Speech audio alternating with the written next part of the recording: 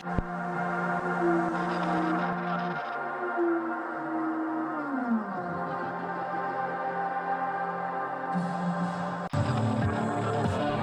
blood of the innocent.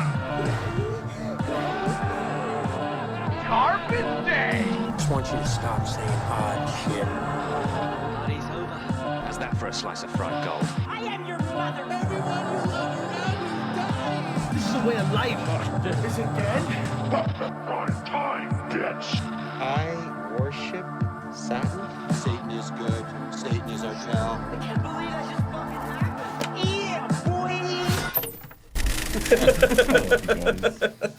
boy. Hello! Ow. And welcome back to another episode of the podcast Downstairs. We're just four nerds that are trapped in this basement that like horror. We got a few things to say about that, but before we do, we're going to go around the room and introduce ourselves. Do you know who I am?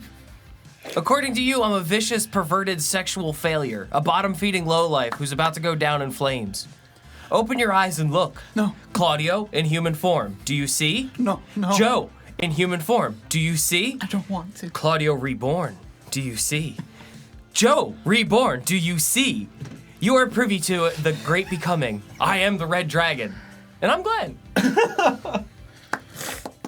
I'll keep it short and sweet. And for everyone listening for the first time and are not following us, you can eat your heart out because that's been on my dome for a long time. And I'm craving this episode. I'm Claudio. Yeah. Well, speaking of short and sweet, it's hard to have anything, isn't it? Rare to get it, hard to keep it. It's a damn slippery planet. And dare I say, it's gonna be a wet pod today. So, welcome to it, folks. My name's Joe. And we are joined, of course, by our guest. Go ahead and introduce yourself. Yeah, I guess I'm wet. I'm John. Hello, wet. It's good to be back once more. Thank you, guys. If you haven't figured it out, Our pleasure. we're definitely going to be sinking our teeth into the Hannibal franchise, starting from the novelization that was then later adapted into a movie that was later adapted into a second book, but that was later then adapted into a different movie and then turned into a franchise and then brought back around for another rehashing of the same thing and then chewed up and spat out several more times. God, they're already dead. It's a veritable amuse-bouche. It's not that complicated, you guys. It was just a trilogy and then a remake of a prequel and then a TV show that was a self-described remix. It's really, pretty easy to follow, so, come on. Yeah, I have the whiteboard ready with all the little red stripes. Which is very appropriate, but if you're a fan or a fanable of Hannibal, Dr. Hannibal Lecter, then this is the pod for you. A Hannibal of Hannibal the Animal. This is a bit of a loose But does he addition drink animals? to the Slashix series that we've been putting together because it's not technically a slasher per se. However, this is sort of a strong mascot. You know, it's considered, I think, I would argue, somewhat of a peer to, Freddy Krueger, Jason Voorhees, Michael Myers, etc. Because specifically, we see this character, celebrated at the same types of conventions. You know what I mean? This is what I would call, a mascot of horror, of slashers. Absolutely. And it doesn't exactly fit the original and then 2000s remake, but it does between Manhunter and Red Dragon. So absolutely. We will, certainly be comparing those things, but this is a big franchise for me. One of my favorites of all time. And in reviewing all the different things for the pod today, I kind of, it crystallized for me, how much this really, is Your part metamorphosis is complete. have you witnessed This is Joe's great becoming. You will witness my becoming, yes. You will watch this pod in awe. It is my design. But so we will, do a bit of the comparison between Red Dragon and Manhunter, but we're also absolutely going to be just kind of weaving our way throughout the now greater franchise that includes includes a couple TV shows, as well as 5 movies, the books, and, we'll just dance around all of it, but I'm glad that we have, 2 diehards and 2, I don't want to say cannibals, that feels disrespectful. I mean, for all I'll intents just and go purposes. You guys are as fucked We up have and the pros freaky. and then the... I didn't see you wearing pantyhose on your head. I'm just saying, some of us have the personal library, Jesus. Oh, some people read. You can read. Not much. Just throw it in my face. no. Oh, I just honey, mean reading. I don't necessarily mean it as a compliment to us. Yeah. I just know that. I'm not complimenting us at all. And our literary prowess. Us academic folk. But no, I almost wish that we were kind of also somehow repping True Detective, because I feel like this and the Hannibal TV series on NBC from Brian Fuller, which we'll touch on later, have so much DNA in common. They were coming out at the same time. They were using deer antler aesthetics. They were very much about the haunted, burdened detective in a much more metatextual way. It was not simply what was on the page or on the screen. They were going for all kinds of symbolism and highfalutin. If it wasn't Louisiana, the murders in True Detective season 1 would have definitely been considered something that the Minnesota Strike would have been a part of. And of course, this is all the Hannibal Lecter franchise, whatever, stems from Red Dragon, a book published I think in the 80s, right? But True Detective, of course, was an original work by Nick Pizzolatto. I'm not gonna look at the title of the publishing page. He can't Who has time? read. See? I told you. But regardless of one being this original TV show that was 10 years in the making for Nick Pizzolatto, which I'm probably mispronouncing that name, compared to the remakes on remakes on remakes of a story and series of books or whatever that have been around a long time. They had so much in common. I just think it's so neat to, as we do, kind of touch on the influences of things, and I just feel it would be crazy for us to not at least quickly mention how much I think True Detective has a little bit indebted to Hannibal Lecter in general, God, yeah. as do all crazy Criminal Minds is specifically tied to this, as is Mindhunter. There's a lot of things that can trace its roots back to this that other folks might not be as acutely aware of. And I think that fits perfectly with the slashix idea, where you see the old stuff, and you're we've seen these tropes before, but this is some core elements from these originals translate, like you said, forward. So it is kind of really. I'm putting the red strings already up on the board as I speak, but everything has connection if you look far back enough. So you guys were taking bets earlier. It's less than 10 minutes. So I was right. I was gonna say, there's episodes of Community, one in particular, that is really targeting not only Hannibal but True Detective. The Bridge was one that's explicitly called out on the DVR in the one episode. But Abed, as someone who is implied very strongly to be on the spectrum, has a lot of kind of not a lot, but a little bit of saltiness for him, geared towards shows that involve folks like Will Graham or Rust Cole that seem to have this supernatural ability through their neurodivergence to recreate scenes as if they're in the Minority Report, whatever. Yeah.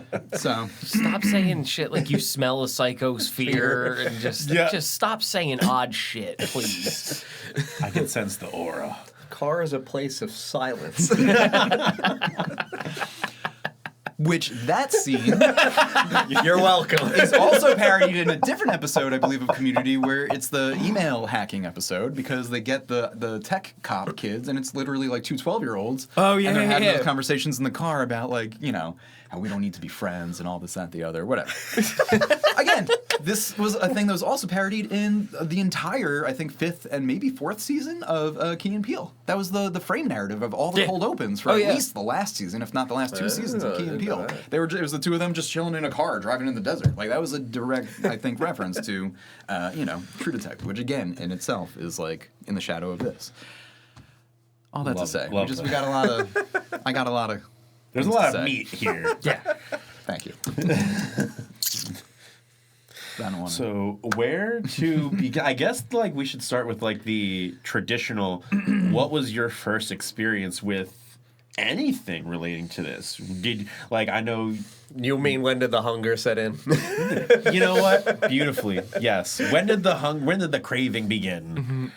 When were you reborn? Yeah. For me, it was not so much like a household thing, but I knew like my dad and my sister loved Silence of the Lambs. And like when I hear like something that's like even on the bridge of horror when I was younger, I was like, oh, this is not for me. So then coming back to it, many years later, I was like, oh, that's what this is. Okay, it's not. It dances the line of horror, which I'm sure we'll talk about, like, what defines horror versus thriller versus etc. Romance. oh, brother. So much of it turns out. And then from there going like, okay, now let me, like, there's more to it than just the one movie. So let's explore it. And like, yeah. So it was always a thing when I was younger, but I didn't exist in it till much later down the line.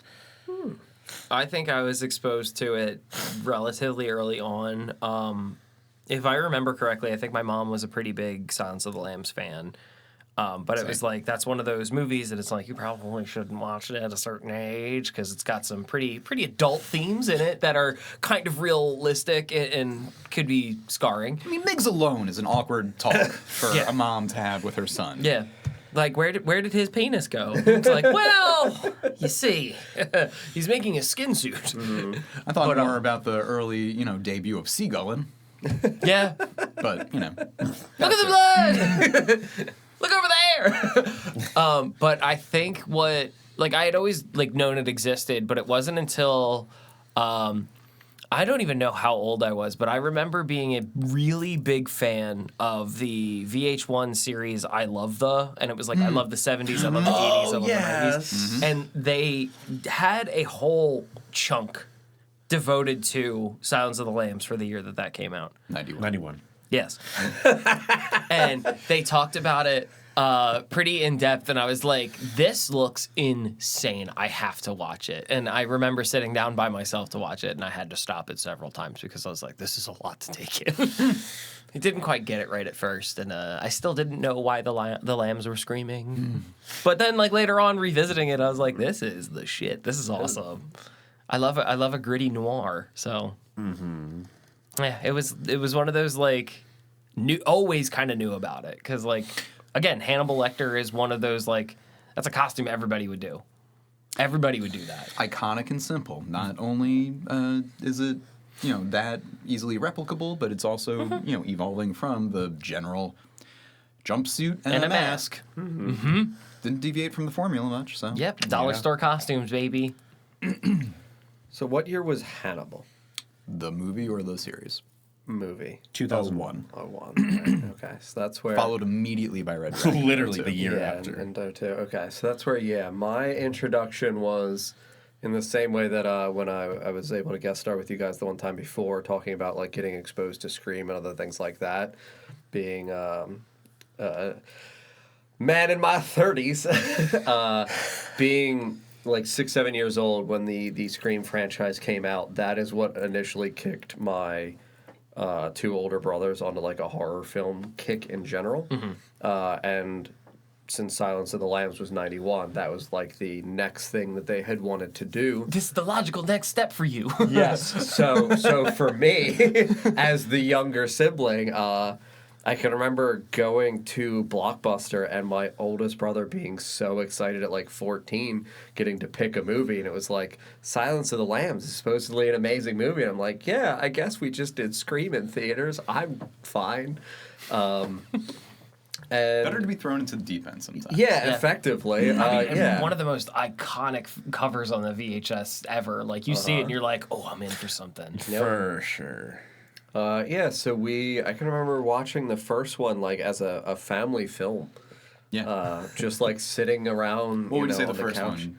You're saying? Silence of the Lambs. Okay. Specifically, getting that like exposure with my siblings and my mother, and then when Hannibal came out, I was also very fortunate that like. I had the kind of mother that was like, oh, there's a thing that we all really want to enjoy as a collective, me, you, and your brothers. I'll just get you out of school and we'll go see this during school time. We did it for all the Lord of the Rings films. That's awesome. We also conveniently did it for Hannibal. So like we're existing on two sides of the coin here with going to see Hannibal in theaters. Because again, my mother was like, it's not overtly sexual. Like there's no like, you know, rampant like sex scenes in these, because that was more of her concern for me as a little boy. Yeah. Not the Again, I can tell you didn't watch Manhunter. Go on. Correct. yes. Did not get to see Manhunter as a little boy. But yeah, then it was it was Hannibal, and then the year following with Red Dragon, and then it was also awkwardly timed. That was like right around the time that I began dating, and that was one of my first partner's like favorite movies was Red Dragon. So when we're like, oh no, how does Claudio feel about Edward Norton? It's like, well, my first girlfriend really liked Ed Norton, so we watched Red Dragon a lot. And that's why when I'm like, Was that your first girlfriend? No. Oh my God, Joe, is that you? Josephine. He's also love Ed Norton. I'm sorry. Yeah, no, so it was early for me, and it has remained throughout my life. Definitely also, same thing, a franchise that I've had an incredible love for genuinely 30 years or more. Yeah. Yeah. Truly. Well, yeah, I also grew up with it. It was very much part of my like family's just like home entertainment kind of background, and my mom was always super into like criminal law and criminal justice and like abnormal psych type things. Like she loved everything that became like the true crime girly subculture that we all kind of now recognize. But so... Oh, man, your mom would have loved true crime podcasts. There's still time to tell her. So, like, I knew my Miranda rights at, like, 8 years old from Law & Order. Same. And I knew about, like... Joe, who do you want to be for Halloween? Mariska Hargitay. No. Old school Law & Order. We're going back to, like, Jimmy Smith's and, like, yeah. this type of stuff. But no. But like so like I was just sort of very much inducted into all that stuff, but like that was like the one side of the totem, and the other side was Hannibal Lecter, and like abnormal psych type weird stuff. And so from like 91 onward, it was just like something that I thought always existed, like, and just for whatever reason, like my parents were awesome about letting me watch movies. Like I was watching Predator around the same time that like this came, like also around like 8-9 years old. Right, and around the same time. I love that we say our parents were awesome because we got these things. Right before that, We've really reframed this well. But then by the time Hannibal the movie came out in 2001, 10 years later, I'm like 15 mostly, and like it was a big deal, right? It was a big deal for everyone because like, oh my God, a sequel to The Silence of the Lambs, which is, whether you think horror or thriller, it's got its place in history. It is one of the few movies to sweep all the major categories at the Oscars. This is a big deal. One of like only 5 or 6 movies that have ever done that. Is essentially the only arguably horror movie to do this. It's got all Which these shout out our accolades. horror winners at the Oscars recently. Yeah, absolutely. We are always Much pumped love. to see it crawling its way toward respectability, despite the corrupt sham of any organization. But no, it's And great to see it. nominations for being seen too. Ugly Stepsister, we love you. Yeah, absolutely. But so anyway, like, without going, making it too much longer than it needs to be, like, yeah, so Hannibal hit, and, like it or love it, we're going to get into it, but, like, it was a big deal. And then immediately the year after, they're just like, more, and we get Red Dragon. And I had not yet seen Manhunter at that point, so, like, I nonetheless was, trying to figure out, the timelines, and I was already getting into the confusion of the cast and the overlap, and then this, that, and the other. But She's not Jodie Foster. but oh man, did I fall for Julianne Moore? So like, I have like a lot of affection for the 01 Hannibal and 02 Red Dragon, despite them, I think, very clearly being like a few steps under Manhunter and Silence of the Lambs, and then I very much worship the Hannibal TV series from Brian Fuller et al. On NBC from 14 to, I guess, 17. Yep. which, around the same time as True Detective, hence my explosion of special interest talk earlier. But yeah, we've always just kind of had this in our household. I have a lot of love and affection for really the whole thing, and I'm just excited to get into it with you guys. Just excited to show our ear off. One more thing to add to the is it horror or not debate, which I don't know if we want to ask around the round table or not even really bother too much with, because it is just so whatever, up in the air. But one more, argument for it being horror is that it also, not only is a costume design that's kind of, jumping off of our other slasher mascots, but I think it has a lot of Hannibal Lecter has a lot of similarities to Freddy Krueger in that he's kind of a reaction against the priors, right? He's a little bit more sophisticated, right? He's a little bit more... He's not the tall, brute, imposing, quiet guy. If we're going from tall, silent, brute sentinel to Freddy's wisecracking, crass, it's almost nasty stand-up comic bit, I feel like the next pivot from that is then a more sophisticated, elegant, I am insane, but I'm not crazy, kind of a disturbing walking the line of, am I insane, or do I just not appreciate those who cannot remember their manners? And I feel like walking that line and making a savage, monstrous, evil killer, devoid of empathy, someone who can also appreciate the fine arts, and walk you through a beautiful meal and a fantastic lecture on, Italian literature, and this, that, the other. So I feel like it has, I don't know, just a more humanistic evolution of the slasher archetype, and kind of still maintains it, though, without dropping the ball, which I think is commendable, and makes it a little bit more horror-esque than, I don't know, some other psych thriller that you could throw out, or, And it's one of those moments when you go back and look at what horror movies and what thrillers are being released when, and how it relates to what the world is living through at that time. So it's you go back to the 1950s, the 1960s, and it's all these atomic monsters. And it's it's people being scared of atomic fallout and things like that. And then it's you jump ahead and it's further and further and further you go, and it just reflects what the time is. So it's when you hit the 90s and you start, or hit the 80s and hit the 90s, it's that's when real psychopaths that wear human masks are just out and about in the world. This is a new, true core fear now. This is where the John Douglas of it all comes into play. So if we're not familiar, I'm going to mess this up, but John Douglas, shoot, maybe people can fact check me, because I can't remember if he's just the author of the book or if he was in fact the FBI profiler guy that the author was interviewing or working with, but whatever. Around when the Hannibal Lecter books are starting to get published and stuff.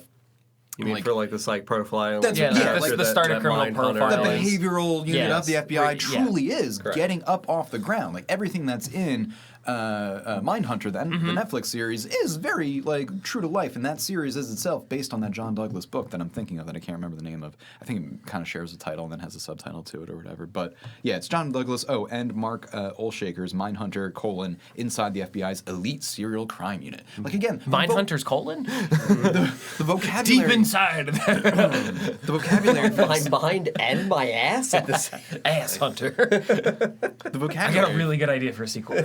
The vocabulary for this stuff was still being developed. That's so exciting to me. It just all was very fresh, and media was jumping on it. It was true TV or whatever. The we weren't in true crime podcast era yet, but in the I think early '90s, late '80s. Yeah. This is we started getting unsolved cases. It's also a post C-SPAN. Yeah. Environment now. So again, I'm jumping around a little bit, but there is, I feel a greater trend of media engagement with the psychological. It becoming less of a pop psych thing, and even before that, a pseudoscience. You know what I mean? This is, I think, part of how we're getting a little bit more, mindful and mind-body connection and mental health aware, and it kind of starts around this time, I feel like, at least according to my awareness. Shooting from the hip, that was all I was typing as you were going. I'm wow, he doesn't even need me. You got everything. The book in question was Crime Classification Manual, a standard system for investigating and classifying violent crimes. That was in '92. That was his first. Yeah, but you had that was 95. That's, yeah. God damn. Well, I'm not going to knock points for not knowing that entire phrase. But definitely with horror, at its core, horror is not just blood and guts. It's the suspense, it's the thrill, it's the feeling of dread, disgust, and the psychology of it. Absolutely, The dread it's not is where I it's think- not just the haunting your dreams, or it's not just the silent killer, or it's not just the paranormal. It's all of these factors, and that's why horror is such a big umbrella term. You have all these different kinds. This is horror, crime, suspense, thriller. Filth, It drag. fits all of these. It's family drama. It's court drama. Like It's all of these research, things, and competency porn. I mean, and it This exists. is librarians like hardcore Rambo and stuff. Like, It exists so perfectly in horror because of all of these factors. Like, it doesn't need to show you the murder. It can just show you the aftermath, but it's the suspense of it. It's the how did this happen? How did we get here? All these things. or that- like the stalking leading up to the killing. oh my god, the cat and mouse of it all is so good. also, the fact that Hannibal Lecter, was originally a side character. Like that's what I think kind of makes this such a effective thing with Manhunter and Silence was that I guess less so in Silence because he really was more the centerpiece. He's in that more case, substantial in it. But in Mindhunter, it's like he's on screen for maybe 10 minutes, maybe. Mm-hmm. And it's not a ton in Silence either, but it's kind of done more. Oscar winner in 14 minutes of screen time. Yeah, Like the- and then you're right with Brian Cox too, I believe. But nonetheless, I think having your ace on the side is such a cool literally a cool move. That is a smooth, slick I feel thing like- to do. Structurally, character wise, plot wise, just very, very strategic. Well, I feel like when in universe you're trying to establish when we're developing and fleshing out the antagonists of these film series, when you introduce somebody that is already accepted as a successful antagonist, there is just already an effusive atmosphere that character naturally brings. Yes. Of this person is already in prison because he has done abhorrent things. We don't need to be shown them because we already know that they exist. We can, as the audience, intrinsically have a trust that this motherfucker is bad. Or even if we don't know, the fact that everyone's acting this is It's a big thing. Yeah. It's an big dog. in-universe thing. It's- we don't look in his direction. That's enough. It's that's kind of enough. like the jazz adage is it's about the notes that you're not playing. Type There of you go. thing. It's It's just the Steve Buscemi and Con Air. yeah, just also let the it breathe. It's All also you need to Poe's know, the Raven, bad right? It's the fucking things guy. you don't see. Yeah. Because that almost makes it scarier because now your mind is wandering into darker places because you're well, they're not showing me. I'm going to fill in the blanks, which is a totally natural human reaction to things. And it's well, you're creating a want to lot know of fucking everything. awful shit in your head already. You don't want to be left out. You want to be in the know, no matter what. Before going too much further in, because I think what we're going to do is, what mentioned earlier, kind of walk through it all, but also kind of give a little bit of focus between comparing Manhunter and Red Dragon. So before we kind of get any deeper into that, I just want to make it clear, because I feel like Michael Mann erasure is happening, and we should just be a little bit more considerate of our We have a man Meister. fan. Man fan. He's a man. A man's man. He's given us many mannerisms, if you will. So Yeah. anyway, to be clear, right, we have Manhunter, which is the Michael Mann, two N's, Michael Manhunter. directed film that came out in 1986, right? This is starring William Peterson of CSI fame. As, Grissom. Yeah, Grissom, right? As Will Graham, our... Basically the same character for those of you at home who watch CSI. Yeah. Right, exactly. It's no accident that he becomes a bug guy on CSI. And then, of course, we have in 1991, Jonathan Demme's, masterwork, right? One of his best, Oscar-winning, as mentioned earlier, film adaptation that changes some casting, right? We go from Brian Cox as Dr. Hannibal Lecter to, Anthony Hopkins, famously, kind of taking a little bit more ownership over the character Hannibal Lecter. But then that happens again when 10 years later we get don't help me.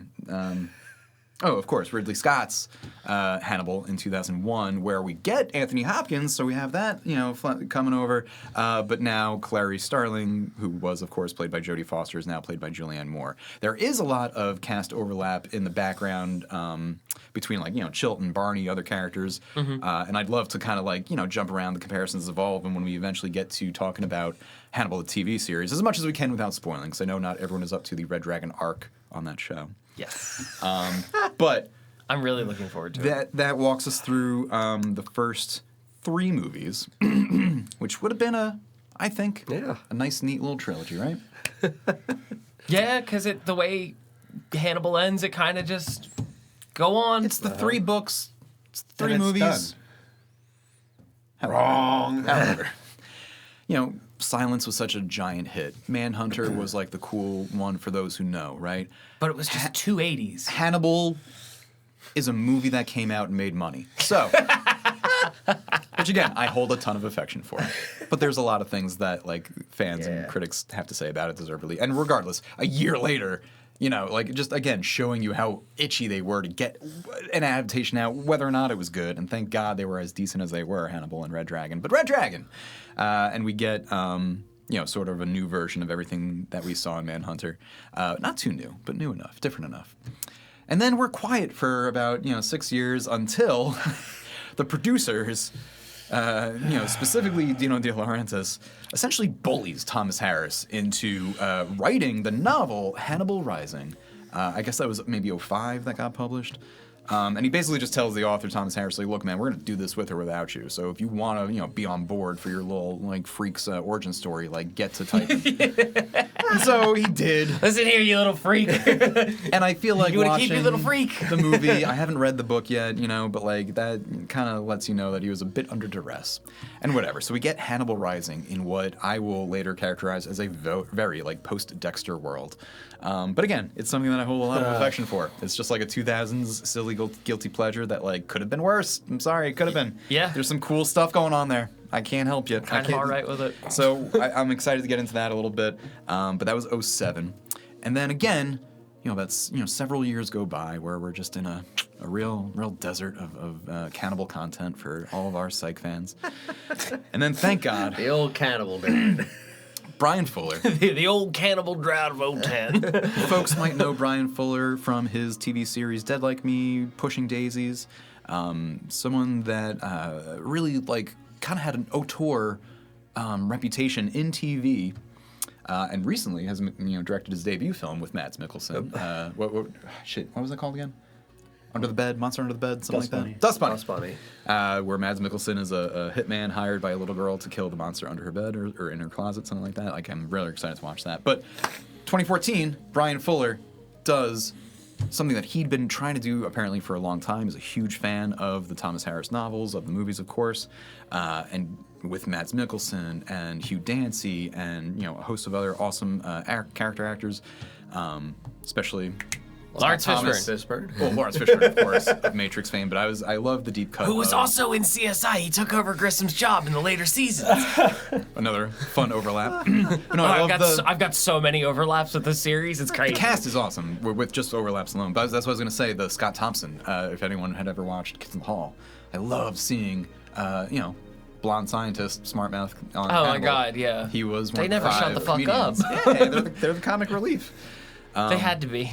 But so anyway, I'm getting lost in the sauce. But yeah, so that's the timeline of it, and I'm ignoring the books. Just we're sticking kind of to the movies and TV shows. But I'll reference. We'll get a little literary. There's comic books? What? There's comic books? No. Okay. No, thought you said did I say comic books? No. It was like Batman I mean, there versus might Hannibal be. Lecter. There I would is a- read that. There is a TMNT meets Hannibal. ton of fan fiction from the TV series. I know that. I haven't bore witness to it. Yeah. You honey. Google it, and that's But I know the that's third thing that Tumblr comes days. up. Is it's like the It's a most big Tumblr show, yeah. the most grody stuff you could imagine. Oh, and I'm sorry, lest I forget. Another 7 years after the debut of Hannibal, God, how could I ever forget CBS's real smash hit? We got 13 episodes of Clarice, starring, I don't know, in 2021. Directed by. I do remember that the Produced font, by. I remember that the credits font is the same as Silence of the Lambs, like the black with the white outline. I was like, okay, that's cool, and nothing else. I give you no other credit. Because I'm just bitter until Brian Fuller and everyone gets to do their 4th season of Hannibal, which would hopefully be, a Silence remix. But anyway, those are, that's like the timeline of the media, right? So we have our in-universe timeline versus, so that's like the release order, right? And, Yeah. And we mentioned like remakes of prequels and such. That was our appetizer. So we have our our first course. So like I said, we had our nice, neat little trilogy, and then we had like a remake of the first one, and then we had a prequel, right? But after the, and then we all get the Clarice TV show, which who cares? But the Hannibal TV show is really unique and cool for a number of reasons. But it's known as a remix, and it was dubbed a remix by Brian Fuller because the whole first 2 seasons of this 3-season show is completely blown up from like 2 or 3 references, I think, in the original Red Dragon book. Yeah, throwaway characters that are just barely mentioned, and he was able to take them and blow them up into something crazy. Garrett Jacob Hobbs, God, and like I forget like what other 2 other things, but like the little bits of naming like Alan Bloom, who we then see as Alana eventually, but like whatever. I even think 1 or 2 of the serial killer names were also one of the mentions as well. And I'm just forgetting those, but they were few and far between, little offhanded nothings, and like that's like the first 2 seasons of Hannibal the TV show, and then the 3rd season, without spoiling anything in earnest. They save Red Dragon for last. It's the last like 4 or 5 episodes or something like that. And then the first half of the arc is kind of a mix of Hannibal Rising and Hannibal. So you get like the ant character from Rising and like a little bit of the Japanese influence, as well as like a whole full-blown Italy setting, from Hannibal, which is a lot of fun on the show. So we have all the releases, all the universe timelines. Did anyone else have anything to say before we go into further detail with comparing casts and plots and whatnot? Yeah, I'll just I will start this by saying that intent isn't always, or like the idea isn't always intentional, because it would be a crime not to bring it up in the grand scheme of it, even though it's been unconfirmed. But it's the I don't know. I'm talking vague. Silence of the Lambs, Buffalo Bill's character. Oh, sure. Yeah. Just to we don't support trans misogyny, and like it's been talked about numerous times. Like he's not a trans man. He's not a trans woman. Not trans woman. Not trans woman. But it's like still, it's whether intent or not. It still caused harm, and like it'd be a disservice to like not like. Of course, we love the franchise. Of course, we love horror, but like. And not like to defend them, but like in '91, people weren't as educated with like trans issues. The trans actor himself has come out denounced and exactly it. Yeah, said this. Yeah, right. Yeah, Okay. literally, last month he went on an interview. Like you could quote me on that. I'm a lot more knowledgeable than I am now than I was then. It was really unfortunate, and like so. No, thank you for bringing that up. Because I always feel like at least a little bit bad that this is like my favorite thing, and it does have that. For horrible, sure, things can be, consequence. not age well, and we can learn and grow, and we need examples of things to understand it better. Right. It's funny, it almost aged better. You know what I mean? Like it did age well because it finally like we kind of, or rather like mainstream has kind of slightly more caught up with, I think, the better attitudes of those who are like intimately involved in, writing the book, making the movie, right? Because we're saying it's mostly just, the uneducated populace that kind of took the wrong messages away from it, whatever. But as you're saying, this man's wearing women's clothes. He wants to dress like a woman. That must be, one of those trans. Like, wasn't the case. And I love that, like, Brian Fuller, a very openly gay man, like, it's not an accident that I think he, identifies and loves, these series because the characters are like explicitly queer. They're all kinds of not, mainstream typical folks. And yeah, unfortunately, some of this like overlaps with like darker corners and like abnormal psych type stuff. But I think that's, you could argue that is as, terrible as it is that this misrepresented, folks to the point that idiots, would ever, cause violence and do harm, and fuck them, of course. But like, I don't know. I would hope that this is a cautionary tale at best to like. Well, and also just, maybe. I don't know if it's right to say, but like bringing awareness or hopefully taking out of the shadows a little bit and like shining a light and like saying like, no, it's not like some whatever abnormal thing or something that should be regarded as whatever unacceptable. It was done. It was acknowledged that wasn't the best way to do it, and we have better material now that can express what the idea is without doing what was done. So I just wanted to get that, trans rights, always trans rights, supports trans folks. Absolutely. Especially when it's the actor themselves that is coming forward and saying, like, it is... Bam! That is a dope shirt.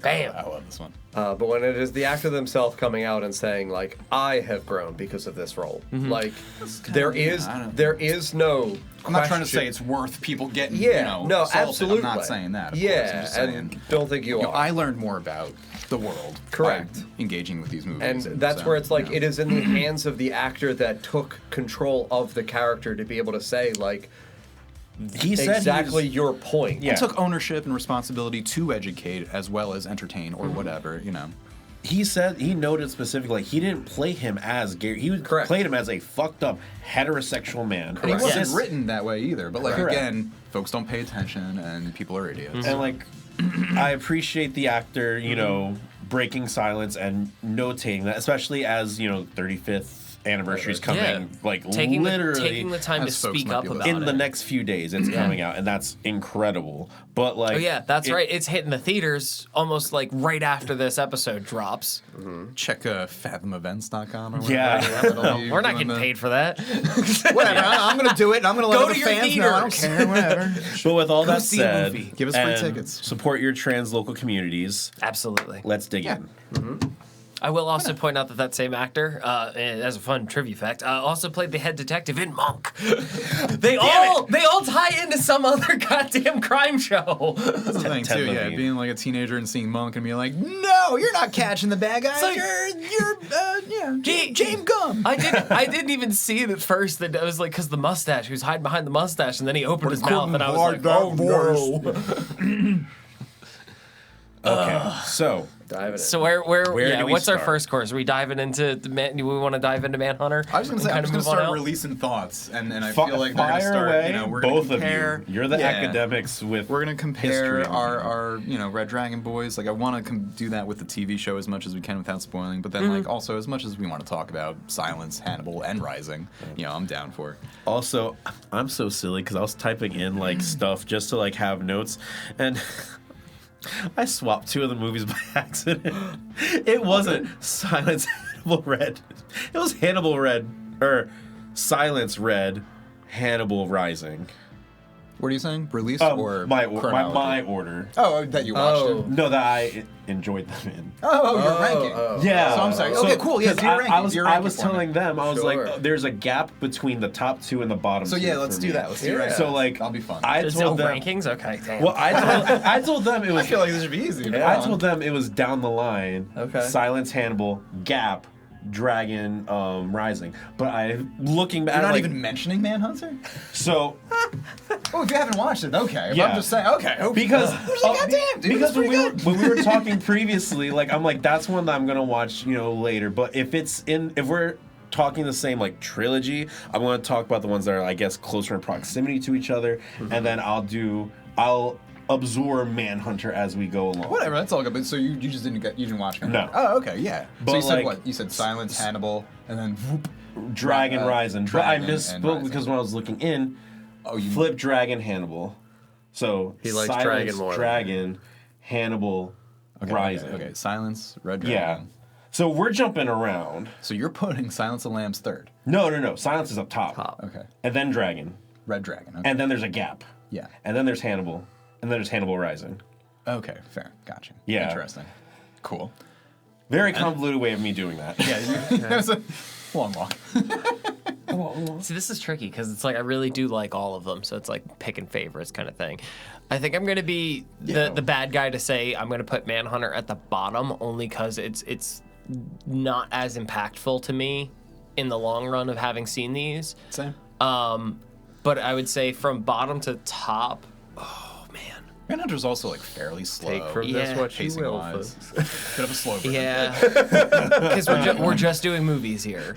Yeah. Okay. So yeah, I would probably do Manhunter at the bottom, then Hannibal, then Silence, then Red Dragon. Where's Rising? Yeah, have you not seen Rising? Oh, no. Okay. Rising. No, I would put Rising. He's not said Rising yet, Joe. Where is it going? I genuinely forgot about Rising. No, I would probably. Wait. Not to spoil, but do you love Hannibal Rising? No. Oh, okay. It was the illusion. I that's was the one at the worried that top. he was going to put Rising at the top. No, I think I would go What's Manhunter, Rising, then Hannibal smack in the middle, then Silence, then Red Dragon, just because I have such a fondness for having seen Red Dragon like almost as soon as it came out. Sure. Yeah, no. So it's like I was saying 'cause earlier. much akin to like John's ex-girlfriend. I fucking love Edward Norton. So I was like, I love Ray Fiennes. I was like, this is a movie made for Glennifer, me. is that you? Them and Philip Seymour Hoffman and Yes! Louise Parker. Yeah. Like I just Oh hits god, kept it's coming. fucking stacked, dude. Yeah. And what's her name? Emily Watson. That's Reba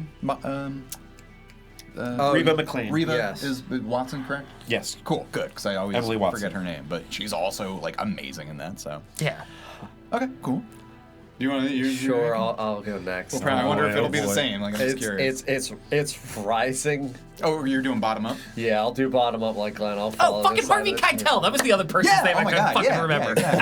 Ah, I love Harvey Keitel. Of course, Jack I'll do Rising maybe an inch or so off the floor because yes, like when it came to like the visuals at times, some of them were gorgeous, and I do want to believe that like that did influence fucking the up Nazis choice the that whole Brian movie. Fuller has with some of the Take that away. What do you cinematography. got? Some of that was palatable. Then I want to also say, just because Manhunter is one that I watched in the same breath with Silence because it had already aired. It was another one of the things So your that brothers gave you the 1-2 punch. correct. Did you go in order? No, we did Silence, and then they were like, "Oh my God, wait a minute!" Wow, like, way to put dessert in front of the meal. Dude, yes, and that's where I'm like, my issue with A Manhunter lot of people did it is that way, though. it's Rising is down here, and then there is a large escalation, and then it is Manhunter simply because it is in stark comparison in era for me for Silence. So then it's Manhunter, then it. I view Hannibal and Red Dragon as almost equivocable. Yeah, they're of tied- like, they're tied right I together. can't really separate them sincerely in Same. quality. Yeah.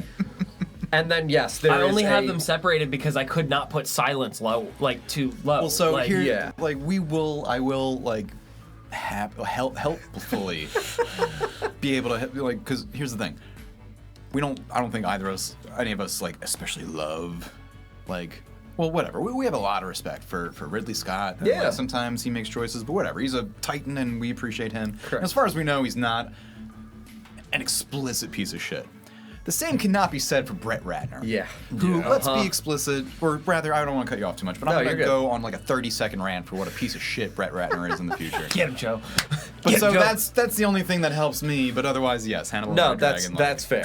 That's where it's. I think there's elements of me that did really also again love Edward Norton. So much of Red Dragon's Him and elements. his tossable blonde hair in that movie. Well, and it's also I mean, how are we going to discredit? The quality acting that is also coming from Ray Fiennes of like, oh my God, He's like fucking 110%. incredible. in So this movie. it's another one of those aspects of like the casting selection there feels exquisite, and I don't have any criticisms about that whatsoever. It Same really thoughts. is just like, oh man, the quality of the film just like cannot remotely bridge the gap to what Silence was, especially also like going from like the historical perspective of when you're mentioning the like look at what we're getting for monster movies in the 50s and 60s, like we are coming out of the 70s and 80s where we are now first getting like our explicit serial killers that have entered into the zeitgeist, and we are looking at like we're looking at John Wayne Gacy, and like this is right in the aftermath also of like the Night Stalker. It's like we're looking at these characters that have now these been actual factual boogeymen. and that's very much part of why this character, I think, hits so hard in the Absolutely. zeitgeist or whatever. and gain media attention. So now, like, even though, again, we're looking back at the way that media literacy has evolved, especially on certain issues, the media literacy in 86 to 91 is very much like, look at this psychopath Like, we are still in the John Douglas, like, we haven't had this novel yet, like this book yet. The classification of terms is still evolving and is still not yet concretely present in what we're using in our natural native language and communication. And it's the unknowns, too. Is Yes. that it's like you don't know what makes these unknown killers. Yes. And jumping even just from 91 to 01 and then 02, it's looking at just the language that I felt present from, obviously, Anthony Hopkins delivers in all three films. You know, there's no questions about Anthony Hopkins' portrayal. Or Brian Cox, I think. Yeah. But no, go ahead. But, like, looking at just the change in the language from 91 of, oh my God, Julianne Moore, thank you, and Jodie Foster. So, like, when we're looking at how their language, and then we're now getting Will Graham with Edward Norton, like, the delivery in how they're interacting and engaging to me with Hannibal was one of the most fascinating like changes. And that is the, like, we were talking about that a little when bit. looking at Hannibal and Red Dragon, I'm like, oh my God, I love Edward Norton. But sitting with Anthony Hopkins in the fucking room and then opening the book and being like, it's you. And it's like, man, like, I really wish that there was a little bit, I don't know. It wasn't just like, here it is. Yes, like that. Like, in terms of the discovery for, obviously, when we're doing, you know, origin narratives and we're getting, like, the Red Dragon discovery, I don't remember Manhunter well enough from having only viewed it as a child of. Well, it's also a literally fuzzy and dark movie. You know, Yeah. like it even compared to Silence, You're it's almost a little supposed to fuzzier. feel removed from it because, like, it's almost the dreamiest of all the all the movies. I think the way that Michael Mann shot that movie is that you're supposed to feel as in a fog as Will Graham's character is, because it's like, this is him, like, post-stabbing, he's retired, he's sat off to the side, and then, like, Jack shows up and is like, get back in the game, and he's like, I don't know if that's a good idea. But you feel so disconnected to the world, and you feel washed out, and you feel tired and drawn out because that's how he's supposed to feel. Yeah, I think you do it like in the hotel rooms and like the darker, nighttime and that shots, element, I think, like, I cannot also sever from my mind the viewing. I know we're only doing the films. I cannot. I can't disconnect. We're getting to the show. I can't disconnect from the idea of how. Oh my God, Hugh Dancy, right? Yes. Yeah. Looking at Edward Norton and then looking at Hugh Dancy. Hugh Dancy's infinitely better. Like, just in terms of the. I love Ed Norton. Yes. No. I think Hugh mediums, Dancy though. Like, I don't living wanna- in the skin I of don't wanna that shit on Ed character Norton. portrays it better. That's what I mean. Of, like, I'm looking at just in the courses of 10 years of going from, you know, Clarice to Clarice, and we're getting Edward Norton as Will Graham, and then we go just 10 more years roughly, and then we get Hugh Dancy, and it's like, look at the emotional difference and the complexity for the layering that's coming in here. My movie rankings, I, like, cannot divorce from my adoration of the show, unfortunately. I was gonna say, the Hannibal TV series, especially, like, well, everything with Hugh Dancy, but, like, I think it makes Red Dragon stronger. I think it makes Manhunter stronger. Absolutely. Like, these things, in my Like, you can in tell my Hugh eyes, they Dancy all took from lift both. each other up. Yes. What was that? Like, I feel like Hugh Dancy really took from both performances of Will Yeah, Graham and escalated. and made it his own from there. For sure. I definitely feel like he leans more William Peterson in my opinion, rather than the Edward Norton, because Edward Norton's almost like super cop in a way. Yeah. That's how he kind of plays it. And that's what I was going to say about, like, sort of lacking the sort of, like, more poetic visual flair from Michael Mann's thing. But before I, like, try to hop in, so to be clear, because we're doing rankings, Silence is still number one?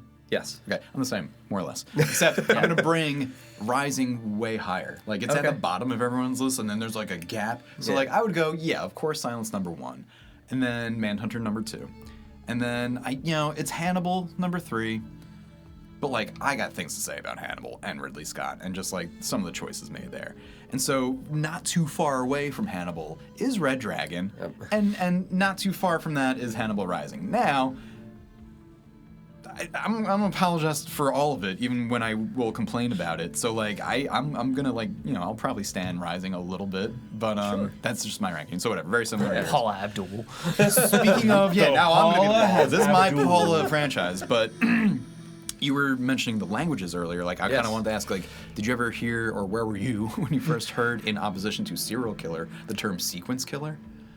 Ooh, I don't remember exactly when I first heard that, but like it might have even been Mindhunter. I think it's Mindhunter, I think it was just because Mindhunter. When they're But doing to the point of because they didn't showing call it discussion. serial at first. That's what I'm saying, like the evolution of language. Like it really. Yeah, 'cause and it then was- we got the sub varieties of spree and then opportunist. Right, yeah, and breaking down, and you see it when Ed Norton as Will Graham is giving his first like FBI speech to the local law enforcement folks, and kind of letting them know like, no, this is not a frenzy killer. This Correct. is an intentional, planned, organized killer who actually shit went wrong on the stairs. That wasn't planned. Like this, Yes. that, blah, blah, blah. Yeah. And like The drag marks across the floor. That's a fuck up on Yes, his part, and correct. he's taking that personally. I think also like influenced me as like a kid, adolescent growing up. I'm now like realizing things about myself, but like, so organized and detailed. categorization felt Yes. comforting. Like, so I really like my regimented schedules. didn't matter if I was talking about serial killers or what, I guess, but I was like, oh, there's different types of crazy and whatever. So I'm totally with you on that because like there is a very odd sense of at home feeling to it because the like nostalgia is so as strong. somebody who's so detail oriented, like for anyone Especially watching, visually, like I never audio. really have any notes open. I have quotes pulled up on my phone. That's about it. Because I watch these movies and then I like literally just lock it in my brain and it's like I have a very photographic memory that it's just like it all lives up there. So it's like being able to be very detail oriented and being like I could walk myself through someone's house after being there one time just because like my brain remembers how it all lays out. I'm like, oh, that's not really such a weird thing, is it? Because like these characters that are obviously the good guys are doing it, and I'm like, that's really cool. And the worst of it all is tying further into other crime shows. When I first saw Psych, I was like, oh my god. Why am I just Sean? I'm not a psychic. I'm not a detective, but I remember everything like both of them. I absolutely, please, between this and Fight Club, like I wanted to be Ed Norton for most of my teens and early 20s. Like, are you kidding me? I 100% did.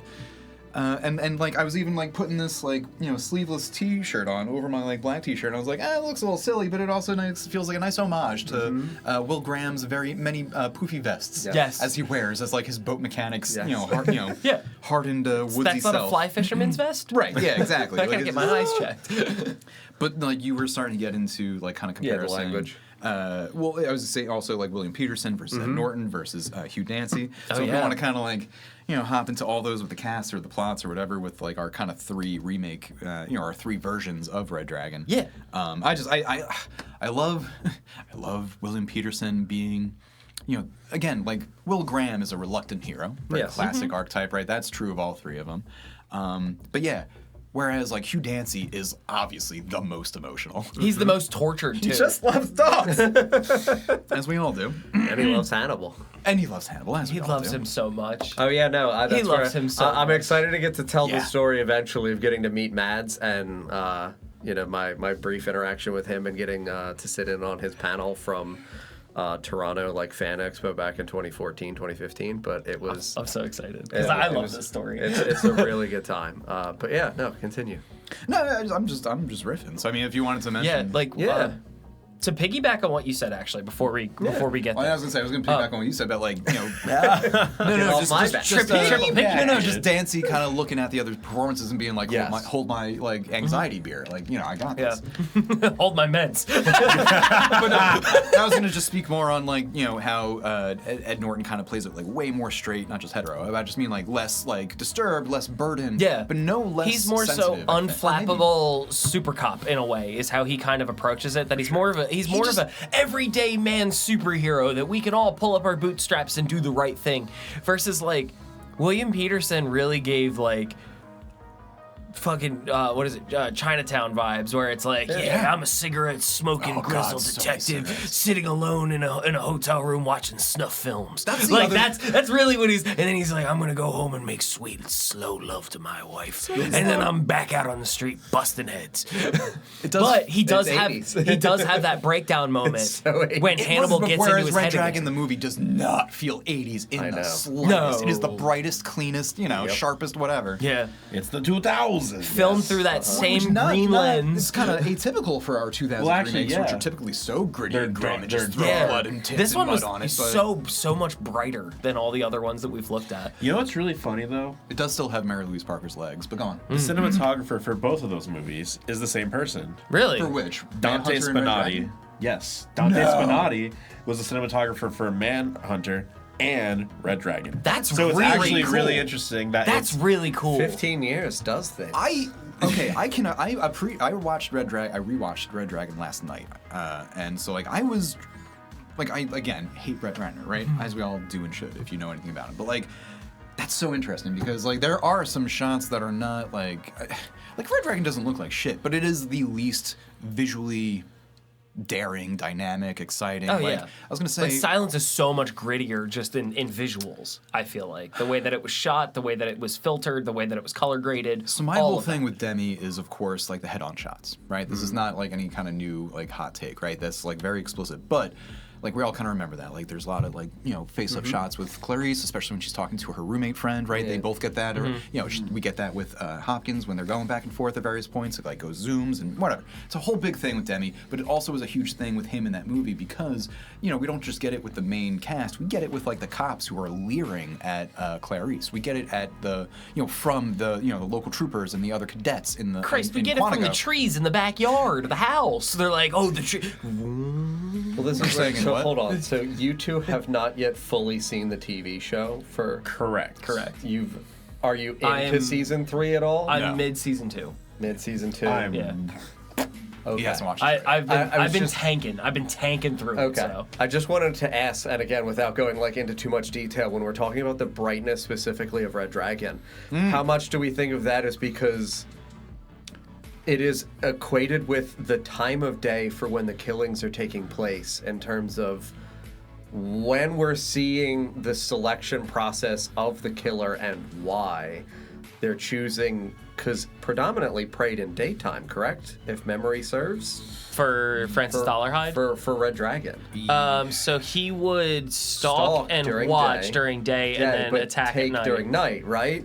And we're getting a lot of these scenes where, again, I'm not saying that this is a quality of the movie. It's more just to me fascinating in the perspective of third season for finale of TV show, of so much again of the language, Just all night. exactly is Yeah. chosen for 4-hour journey for Hannibal and Will of. So I would say, if I'm hearing you correctly, I think Manhunter does that. I think it Yes. has intentional choices between the brightness of his beach scenes when he's safe Yes. at home at the beginning and end versus all the night investigation hotel. Yes. Yeah, bust the stuff only in other middle, time in Manhunter that it gets bright is when he visits the asylum. where it is literally an all white. So it's Inside almost not and colorful outside, bright, yeah. but Devoid. almost almost Yeah. like an unnatural whatever, and I love that choice.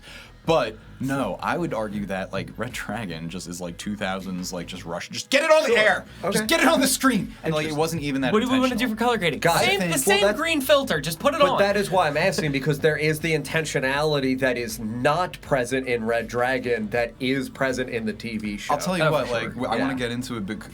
So I think there's a ton of intention in the movie Red Dragon, but specifically with mostly just Francis Dollarhide. Yes. Really? Okay. And I think everything else works by the grace of the strength of Manhunter and the book, and the fact that they just kind of stuck to it as a pretty straight adaptation. So I think it's the strength of the cast and the source material and the hype of the fandom and the budget of the production that kind of Yes. saved Brett Ratner. Okay. That's that calling back to that, that's one of my favorite things about the entire franchise as a whole is how often lines from the book get reused Yes. word for word Hell yeah. throughout the entire thing, whether it's the TV show, the movie, the remake, they went, that's a great fucking line, deliver it just like this.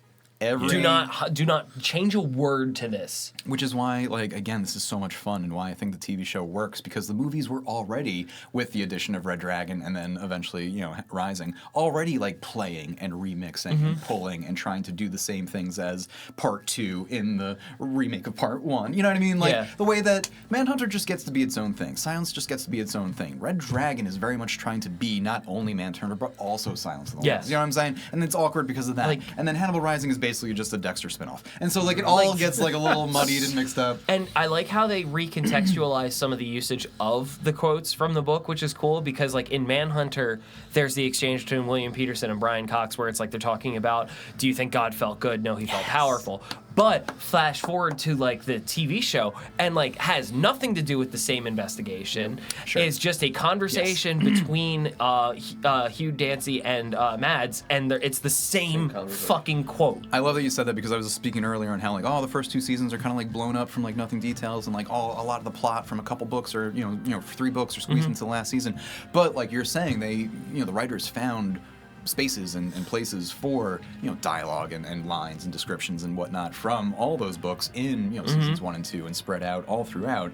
And yeah, seeing them pop up over and over again is so much fun. Like, because again, they're sticking so explicitly to the source material in pretty much every iteration, and so it becomes. Which, if you're gonna adapt a book, that's how it should be fucking done. But because then it becomes, okay, what details are you either blowing up and accentuating, or completely omitting, or de-emphasizing, or whatever? And I think that that's like the most interesting process for the audience when you're looking at comparisons of remakes and different versions and covers of songs or whatever. Which is, it's really cool to see, because so often we look at these remakes that are done in the early 2000s versus the original, and a lot of times it's like, here's the sandbox, you can play with it however you want, we have the world set up, we have the rules, exist within that and you're fine, versus something like this where it's very hardcore to like stay to the source material, get your actors, whoever you want to get, fill these spots, but deliver these lines a certain way. It has to be done this way, and it all comes down to performance.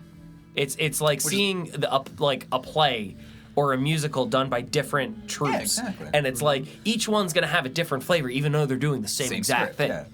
Which I again, think is really we're cool. speaking earlier about the strength of the cast, just being like, well, how can I not? Right. And I was saying earlier, like, as much as like I'm talking shit on a lot of different aspects outside of Silence, like, after in doing my rewatch, I was seeing the same kind of head-on, those face-on shots that are kind of so. It's also in Manhunter. It's in Hannibal. It's also in even Red Dragon, and I think Rising as well. So like, good on them for at least having enough respect to maintain certain motifs, even visual stuff that not all of it makes it through. Like I was saying how Red Dragon, like the color lighting, it's all just kind of like very TV-esque. It's almost like we just want you to know like exactly what's going on, start to finish, no confusion. No artsiness, like I love in Manhunter when, the mirror eyes are literally like beaming lights out of their eyes and nose and mouth, and it's like pouring light out. It's like in the lighthouse when they're doing that painting. With that shit's amazing. That's such a surreal choice that like we see again in the TV series. I love in Manhunter when we're seeing things from Dollarhide's perspective, specifically when he's kind of spying and stalking Reba, and the dude from work, the whatever jerk, is kind of just dropping her off. But of course he sees it through jealous eyes. Yes. And so it's a dark, patio front, but like there is like pink and purple lighting coming out of her porch light. There is like pink and purple lighting from behind their heads. It's when he imagines them making out, when he's just like barely kind of giving her like a goodbye kiss on the cheek. I think it's so funny and interesting how in Red Dragon that dude's explicitly like a creep who's trying to like do stuff. Whereas in Manhunter he was truly just like her occasional ride, who was just like her safe dude to get home sometimes. Yeah, like it's the difference in the jump from him being Francis Dollarhide to being the dragon is so much more like when he is Francis Dollarhide, he is so soft and he is so just taking the time to talk to her and soft spoken. She understands that he has a couple of issues, but like Ray Fiennes' performance almost comes off as scary the entire fucking time because it's Ray fucking Fiennes. Yep. Same with Tom Noonan. I love Tom Noonan's performance in this. One of the things that I was very, very, very upset about is before watching Manhunter, I saw pictures of Tom Noonan with this gorgeous William Blake painting tattoo on his chest. And I was like, can't wait to see this in the movie. This is so fucking cool. and it never fucking happens. That's on. Those It's on pictures, Fine's back, which makes more sense. sure, and it's a different Red Dragon painting because there's 3 of them. Oh, okay. Yeah. Didn't fun hurt fact. your brain to have a back on someone's chest? No. I was 'cause feeling that would bother me. There's a difference. It's Right, like it was the one where there's it's like all swirly or whatever. there's the Great Red Dragon and the sun, the Great Red Dragon and a woman, and then a Great Red Dragon claiming the Earth or something like that. And it's like one of them is just the dragon's back, which is Ray Fiennes'. That's the famous one. Yeah. Then the other one is the dragon floating above a woman. Right. And then the other one is the dragon standing above the beast of the water. Yeah. Oh, Leviathan. Okay. Yeah, so they're all really cool. As the art freak here, William Blake's paintings are fucking crazy. You want some wild, surrealist, biblical bullshit, go look at William Blake's paintings.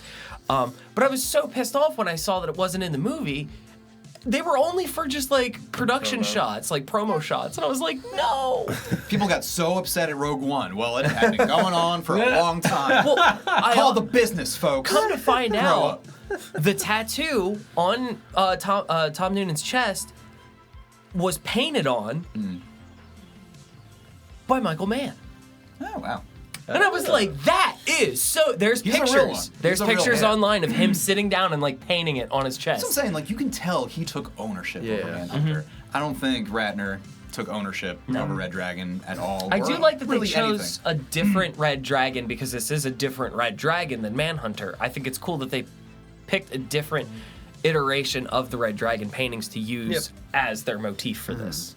Because it's like, it almost feels like, whereas the one was like more floaty and ethereal for Manhunter, the painting that they used for Red Dragon was the more like muscular, imposing figure, which I think is really fucking cool. Also, a quick thing about Tom Noonan. Tom Noonan, after doing Manhunter, sat down with Spielberg and was like, hey, what's going on? What are you doing? He's like, I'm working on this new movie. It's going to be like a Holocaust movie coming out. And he's like, I would love to try out for a role in that. Tom Noonan auditioned for a role and didn't get it. You know who he lost it to? Ray Fiennes. Ray Fiennes for Schindler's List. That's funny. And then the other fun little tie-in that I found with the whole thing stemming from Manhunter is Ted Levine came to the rap party to visit William Peterson, who were in the Chicago theater scene together. Oh, that's cool. He met Michael Mann and led to the casting in Michael Mann's Crime Story in '86, which then led him to become Buffalo Bill in Silence of the Lambs. Wow. So crazy. Small world. Yeah. Damn. I thought that was really neat. I love those connections. Yeah, it goes through all of these movies because it's like it does span such a wide variety, but it also makes you remember that like Hollywood's this big when you think about it. Yeah. Also, just speaking of like cast trivia, it was only this morning brought to my attention from a friend, a mutual friend of the pod, and our letterboxed accounts. But so Frankie Faison, who I thought was always Barney the orderly in the like Baltimore mental health facility, whatever hospital. And he is in like 3 of the 4 movies. I don't think he's in Rising, but or maybe he is at the end. I don't know. But apparently in Manhunter, Frankie Faison is in the movie, but not as Barney, but as a lieutenant something or other. Fisk. I don't even remember if he's like one of the Leeds' cops or one of the Jacoby's cops or something else the other, if he's just a Fed. But like, that's another fun little tidbit of like, hey, I'll just come back for the sequel in a different role before the MCU or anything like that. Yeah, you know? and he was just like a reoccurring cast member, which is really fucking cool. Frankie will return in Doomsday. Also, not related to Donald Faison. They are not related, and that kind of made me sad. Just we like friends being friends. Yeah. Or Scrubs being Scrubs, you know? No, I did also figure out, too, like, with watching Manhunter, I may not have gotten the tattoo, but what I did get is, I don't know if you guys caught this, when Francis Hyde is gunned down at the very end, there is a slow pan... Huh? In Manhunter, yeah. There's a slow pan out from his corpse on the floor. And as he's laying on the floor, blood is spilling out behind him, and it makes winkies. Oh, that's... It's Glenn, cool. you're going to remember that, right? Yeah. No. I'm just saying. Visually. Make a note. You'll see that again. Yeah. Make a note. Beautiful. Do you see? Do you Do you see? Do you see in the This third is him season? reborn. Well, okay, so we're kind of here, and I know we're kind of like, not exactly winding down, because I know we can make this a little bit longer. But whatever you guys are feeling, Yeah. I can go for several hours. I know that won't happen. But no, so like, okay, are we saying then finds Noonan? And again, we don't have to rank. It's a love language for me. But like, we don't have to rank. But if we're doing comparisons, specifically is hard. It that really one is, especially specifically is very hard after because they Noonan's played passing. it very differently. I will say also, again, like in Red Dragon, the movie, like we are spending so much more time with, Francis and Reba. We're also getting so much more sympathy for Francis because we don't get any of the grandma child abuse stuff in Manhunter at all. And this is one of those times that it's like the early 2000s with having the need to explain everything. Also feels like a post-Criminal Minds choice. Yeah, we want the profile. We want to see the profile, not just hear about it. So it's like I kind of really liked it that they were like they explained the idea of like what was going on with the dentures. I didn't necessarily mind any of it. Like what was going on with the tattoo, what was going on with like his mindset and how he got to this point. And it's like that I think is really cool.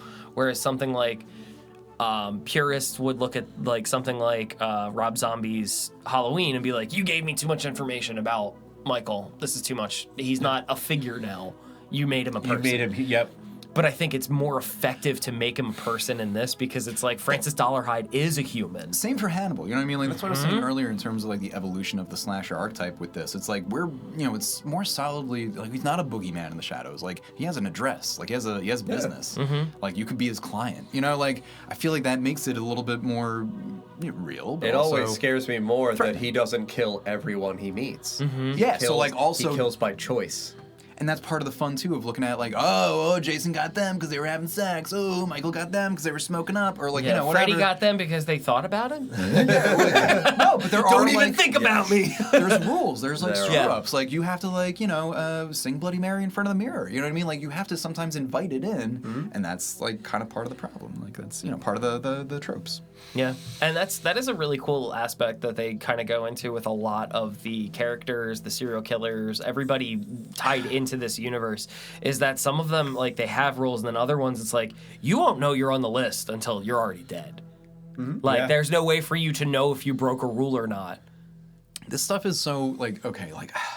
Especially in the TV show, right? With Will and Hannibal. Like, I love how they kind of play with, the thin line between, like, sanity and insanity and crossing moral lines and ethics and this, friends that, the to other. kissing friends. What does it mean to, like, know yourself and know others and connections and all this, that, the other? But, like, I also kind of, along with some of, like, the stuff that I kind of associated with, like, a lot of the slasher remakes and stuff growing up and, like, not knowing how to read certain, like, fans and folks, but, like, okay.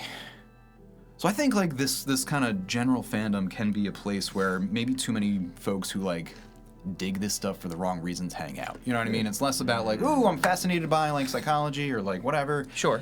Dark stuff in general, and it's more just like, ooh, I'm like a Michael Bay, I'm like a Brett Ratner. I just want excuses to like leer at women and like pretend to be tearing them apart. Oh, I'm simply just What do I do wearing. with my camera I'm simply instead? just wearing the disguise of being a psychopath. Obviously, like I'm method acting or I'm method directing, or it's like, no, you're just a fucking creep. And so like it's a thin line, and far be it from me, who's like a fan of all this freak stuff, to like cast judgment, whatever, right? But I can't help but feel, and I just want to kind of say it for not only the record, but like in case anyone else feels the same way, like out in the world, right? Engage with our stuff, comment. But like certain things like that I've pointed out in like the Texas Chainsaw remakes, right? Or even like in Night Before Christmas, like the outfits they were putting Rooney Mara in and things like that, right? And the fact that like Michael Bay happens to be a producer of like a lot of those movies, like, and like Brett Ratner is who he is and has connections to Trump and the Epstein list and is like a known sex pest who's been hit with like harassment and assault allegations, right, throughout his career and all this, that, the other, and is also just like a hack director because all of his movies are like bullshit, journeyman studio jobs. But like that all aside, Tell me how you really feel about him, Joe. I'm not even getting into like my prepared statements that are in my various Letterboxd reviews of these movies, so like we don't even have to go there. Yeah, true. If you want more of that in depth, go visit Joe's Letterboxd. Thank you for all the plugs, right? But no, so as much as I love like Michael Mann's like weird purple lighting and when Dollarhide is like jealous and like the mirror eyes of Will's recreation, right? In Red Dragon with Ratner, the few times we do get some like kind of more poetic visual stuff is like hardly there. Do you even remember seeing like some flashes of like doll eyes? Yes. Do we get anything else? No. We don't, right? No. We do get shots of like literal mirrors in people's eyeballs. yeah, it's the not like glass the light. shards. It's more so. Yeah, it's more so just the gross out shock is what we're going for. It's like he's going more so for the mutilation or mutilating than the art of it. And like and again, I'm just kind of speculating. I'm just kind of bullshitting. So like we can turn me off in a second. But like I feel like that's true. But I wanted to get it He's out. But, like, caffeinated today, guys. I really am. He's locked in. Special I interest. warned you all. But so like, okay, again, kind of like with the Rooney Mara stuff, kind of like with everything we were complaining about, like with the child molester Freddy Krueger stuff dialed up to 11 with like that a whole thing, and just. Yeah, Brett Ratner is like, oh, the one time I'm gonna get like poetic and go off script or whatever is when like I just want to like think about like little girls in dresses that are you know what I mean, like it's just going into that that aesthetic zone again, you know, and like Molly, the character Molly in Hannibal. Like very self-possessed, right? Almost a little pissed at Jack, right? You see this again with Kim Grist, or Greist, I don't know how you pronounce her name, the actress who played Molly in Manhunter. Also, like, you never really knew if her and William Peterson were gonna fight or fuck. Like, she was a little, like, again, like... And boy, did they. In every Tenderly, both times. all 3 times, 4 times. Like in every iteration of the character, she's very like protective of Will, but the least so, I think, in Mary Louise Parker's Molly. In Mary Louise Parker's Molly, God bless her, I love that actress. The character is so, just I don't know. She's an afterthought. She's just also very kind of subservient and just like, oh, you're the hero and you're doing everything right, and like also like, oh, Jack Crawford is making you do stuff and you shouldn't, but like it's just it's less, I don't know. Maybe I'm reading too much into it. And like the finale like, direction changes as well, where it's like you find out in Manhunter that it's like, oh, they're coming after you and your family, Will, so they get him out. And that's how they catch him. and that's it. Versus in the other one, it's like, no, I want the predator in the house. I want the predator to touch the child. Which is like, that's weird, dude! Which is a cool, hey, let's do something different from the remake. I do appreciate that. But yeah. They focused in on the wrong shit. So what I was kind of gearing up to. Targets. What I was Yeah, kind of it's like, the enthusiasm, love it. Can we do something else with Well, it? and it's a tense scene. Like, so I'm not necessarily knocking that, but like, it lines up with so many Drop the things. Where gun, it's gumshoe. like, you needed, why did, like, not why, but like him just yelling at his son, which I know is just like a tense thing. Cause it's like, ooh, we, you know, obviously he doesn't want to have to, you know, say those things to his kid, but it's like clever because it's messing with Ralph Fiennes, da-da-da. But like, yeah, like all, not even that necessarily that scene, but all just the grandma abuse stuff that's in the background that makes us feel like, oh, Dollarhide's really trying to be a good guy. Dollarhide's really resisting. He's having that whole conversation in the attic where he puts a shotgun in his mouth. Yep. Yeah. I just kind of can't help but feel like, you know, like I keep saying Brett Ratner, and I'm just kind of, you know, unleashing because we're all responding to the, you know, the news of the world and the revelations of what this world actually, you know, looks like and how it operates. But like, I just feel like the pattern recognition in all of us is like firing on all cylinders. And as I was like revisiting all these things, like I just can't help but notice in Red Dragon, like all the creepier bits, all the like stuff that goes out of its way to want to say that like, hey,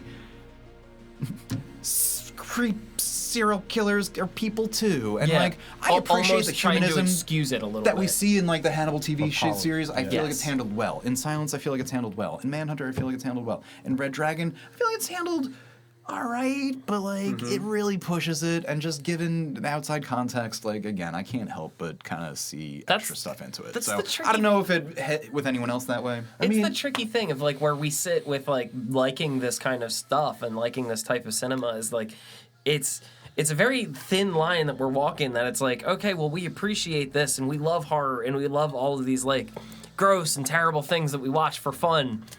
But at the end of the day, we have empathy, which a lot of times the especially with it happened a lot in the early 2000s. The directors and the production company did not. and they were just churning out like, oh, we know this plot. They did it twice for us. You know, let's just do it again. And you know, It's so funny you should say that, because I was going to say, we have 3 movies that came out in 2000s of this saga. And of them, the one that would be considered the slashic, TM, is Red Dragon. And it is a 2000 slashic TM. Yes. Because it fits all of those things. It fits all of those too much boxes. information in the wrong spot, making it just feel bleak, but also like just... creepy. Creepy for not the right reason. Yeah, like we have the mold, and then we're gonna tune it to make it ours. But like A for effort. Love the enthusiasm. And it's kind of the best version of those bad remakes, in my opinion, again. But, like, if someone wanted to argue that, like, Rising is better than this, like, I would hear that argument. Yeah. You know what I mean? The cast is what saves it. The plot is what saves it for me. All this, the characters. But, like, yeah, I almost want to put Red Dragon at the bottom if it wasn't for Yeah. Yeah. whatever. Yeah, the cast. I did want to smack the shit out of the actor that played Hannibal Lecter in Rising. He Oh, just has you don't appreciate, no. Yes. He did a phenomenal job. He did a phenomenal job in this role. no, 'cause a lot of His people don't face like is him. just very punchable. You don't think That smirking bastard. I just want to punch him he smirked a lot?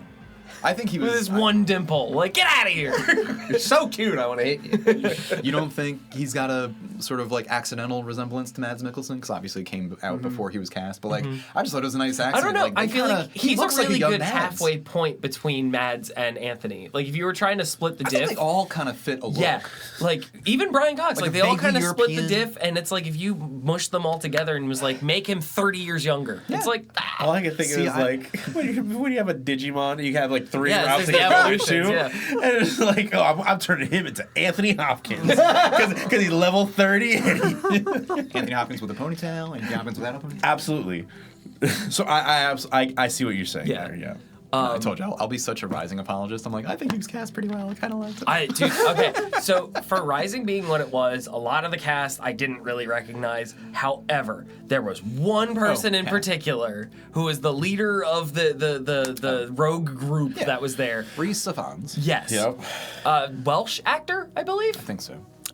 Love him. Oh, I yeah. have loved him forever. I loved him in The Replacements as the Welsh football kicker. Oh, yeah. I loved him in Little Nicky as the older brother Adrian. I loved him in House of the Dragon as Otto Hightower.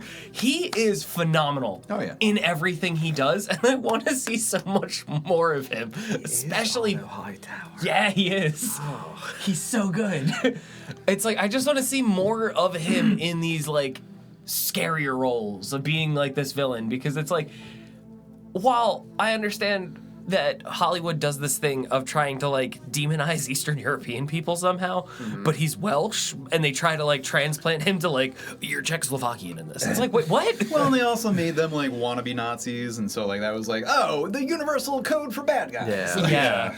Which is It was why it's just- like also kind of a cheap movie, but also like I'm never mad at killing Nazis. Yeah. So like I kind of love Can't the be mad movie. about that. I also did love the Wait, are Oh. you gonna jump from cast?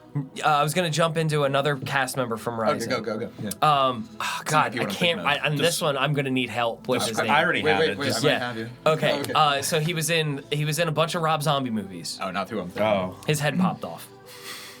Oh, that dude. Hell yeah. Yeah. Nice. Well, let's go missing through the missing same journey. cheeks. Yeah, I That can't was a remember great- his name. Great kill with the horse Yes. walking away. Walking, and yeah. He's got the like rope is wrapped slicked over. back hair. He looks kind of like just greasy all the time and Push back. scary. Or no, Was that No, it's like that. was that Richard Brake? Yes. Hell yeah. Yes, Richard- Enriquez Doltrick. Yeah. Also, Richard Blake, right? Yeah. Yes. Okay. Brake. Yes. Break. Yeah. Him in 31, one of the less popular Rob Zombie movies. He plays a character called Doomhead, who is like the end-all be-all solution of hunting these people, and he plays a psycho like you have never seen before. Love a consistent character actor. He is so good in this role. Can I have a fun fact to hop off of him real quick? Unfun fact, he's in all 3 of the Strangers chapters. As Sheriff Howard A writer Rodder. in the Strangers Strangers spin-off chapter, movies? yeah. Gotcha. The ones that just came out. But I also, said author. I was like, what's going on? but also he is in the very same Pinocchio movie that Robert Englund is in. Yes. Where Robert is the cricket and this man is Geppetto. That's fun.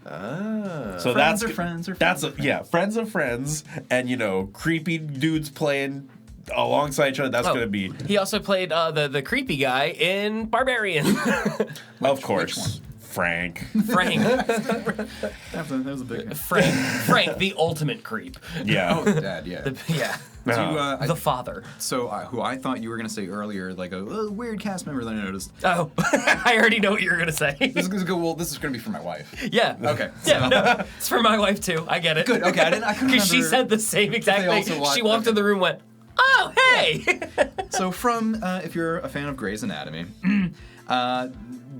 Dr. Owen Hunt, played by Kevin McKidd, is the member of the crew in Hannibal Rising who ends up becoming like a respectable member of society with a family that Hannibal and his aunt run into in like a coffee shop. And so anyway, he's that redheaded man. And it's extra funny because as I was watching Red Dragon last night, I also noticed a prominent Grey's Anatomy cast member and I didn't write this one down, so maybe help me out if you're on the Grey's Anatomy IMDb page. But the dude who's like the chief for like most of the series, the like older black gentleman, that dude is the veterinarian who is helping Reba with the tiger in Red Dragon. Oh, yeah. Holy shit, you were so right. I Yes. just think it's hilarious that we got, two prominent Grey's Anatomy cast members in two different versions. Which or I'll two point different, out as a trivia movies. fun fact, that was a real tiger both times. Yeah, it was. Which I hope he was comfy and all that good stuff because we love Snuggled in the there, fur you know, babes. having a great time.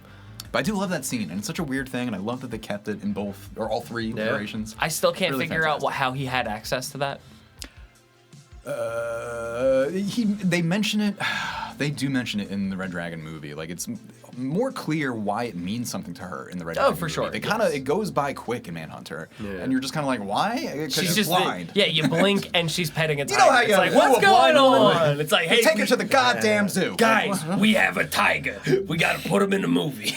But in Red Dragon, like I feel like there's more time and space for her being like, ugh, you were working on the photos of animals. I love animals, especially blah blah blah. And like, it's a whole thing where it makes natural. sense. Where for first date, like he whatever. Yeah, but no, I do love that scene. So okay, so we're kind of ranking, we're comparing. So we were talking a little bit about Hannibal, Will, and Dollarhide. Ooh, I wanted to ask. We're not giving a lot of credit to. Or Jax? Yes, our Jacks. I was literally going to ask, who's your favorite Jack? We've been, mentioning how much we love Lawrence Fishburne, how, great Harvey Keitel is. Lawrence Fishburne in the show is just so fucking commanding. Yep. And, like, the depths of emotion that we get into with that character and his wife and, like, their whole marriage, it's a whole thing. I was And- specifically telling Joe this morning that it was, like, one of my favorite scenes in the TV show. Has nothing to do with horror, has nothing to do with thriller, has nothing to do with like this murder or suspense or anything. It is merely a scene in which Lawrence Fishburne is sitting in Hannibal's office talking about like his deposition and talking about taking his wife to Italy so she could die there. And Hannibal just looks at him and goes, "You don't need to die with her." Yeah. And Lawrence Fishburne just starts crying. And there's no music, there's nothing. And it's like, this scene is fucking cinema. This is fucking beautiful, the Not way only this for is the shot. actors' performances, but, like, another instance of, like, yeah, maybe he was just curious to see how Jack would respond if he showed him some of that, like, kindness or just psychological insight. But, like, Hannibal is thoughtful and considerate at times. Like, usually just for, like, the two people he's maybe interested in eating later. But, like, he is more capable. Like, he is that intelligent psychopath that they kind of, like, like make mythologize or whatever, and whatever. It's just so interesting when you see, especially in the TV show, they kind of take advantage of his more civilized moments. Especially though in the movies where he's so polite to Clarice, whether it's Julianne Moore or Jodie Foster. Like there's plenty of that in Silence and Hannibal. That's where, to me, it's always there are facets of it that are intentionally there to be disarming. But in moments like that, he's not disarming Jack. It's not for any It's ulterior not motive. It's not for anything. He literally, that is his humanity slipping through. Yeah. Which is like so often. Is it? well, Is it? Yeah. Or like I said, or was he just, he was How just a well professional tailored is this who's person's curious suit? and Yeah. playing the long game. But like, So that's the fun thing about Hannibal, though, is that Hannibal helps Will explore how the mask of humanity slips and the villain steps forward in a lot of other people, whereas Hannibal is the opposite. Hannibal is this monster that has a human suit. And it's like, it's a matter of sometimes does that humanity creep through and peek out and then retract again. and Hannibal, I think, works as a character because truly, like, no. The humanity is not there. That's why it's a little interesting when it looks like it is with Will or with Abigail, right? Or with his own psychiatrist. Sure, yeah. Of Gillian course. Anderson. Dude. Blonde coiffed Gillian Anderson. But I was saying how much, Got to meet her too. You son of a bitch. It's hard watching people live your we love your Lawrence dreams. Fishburne, Morpheus, and many other like Higher Learning, Do the Right Thing, like great movies. We also love Harvey Keitel from like various stuff. Reservoir Dogs was like a big thing, even when I was seeing Red Dragon for the first time as a kid. But The lesser option, Scott Glenn from Silence. I would not argue lesser option. I really like Scott Glenn's interpretation. He's also I feel like lesser very name, though. stern. Yeah. Smaller. He was a fairly big name. I don't know. Maybe I have an outsized opinion of him. Because Silence is such a big movie in our house. But I was going to mention how we also have Dennis Farina. I Big love name in Dennis his own Farina. I love Dennis Farina. Very well cast. I think he's great in it. The idea of him being consistent a Jack good Crawford. guy in this is hilarious because I've only ever he- seen him as being like the mobster guy.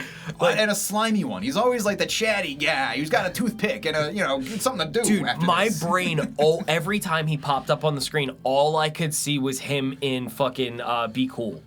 Or Yeah, not Be yeah, yeah. not Be Cool. Get Not Be Shorty. Cool? Oh, okay. Get Shorty.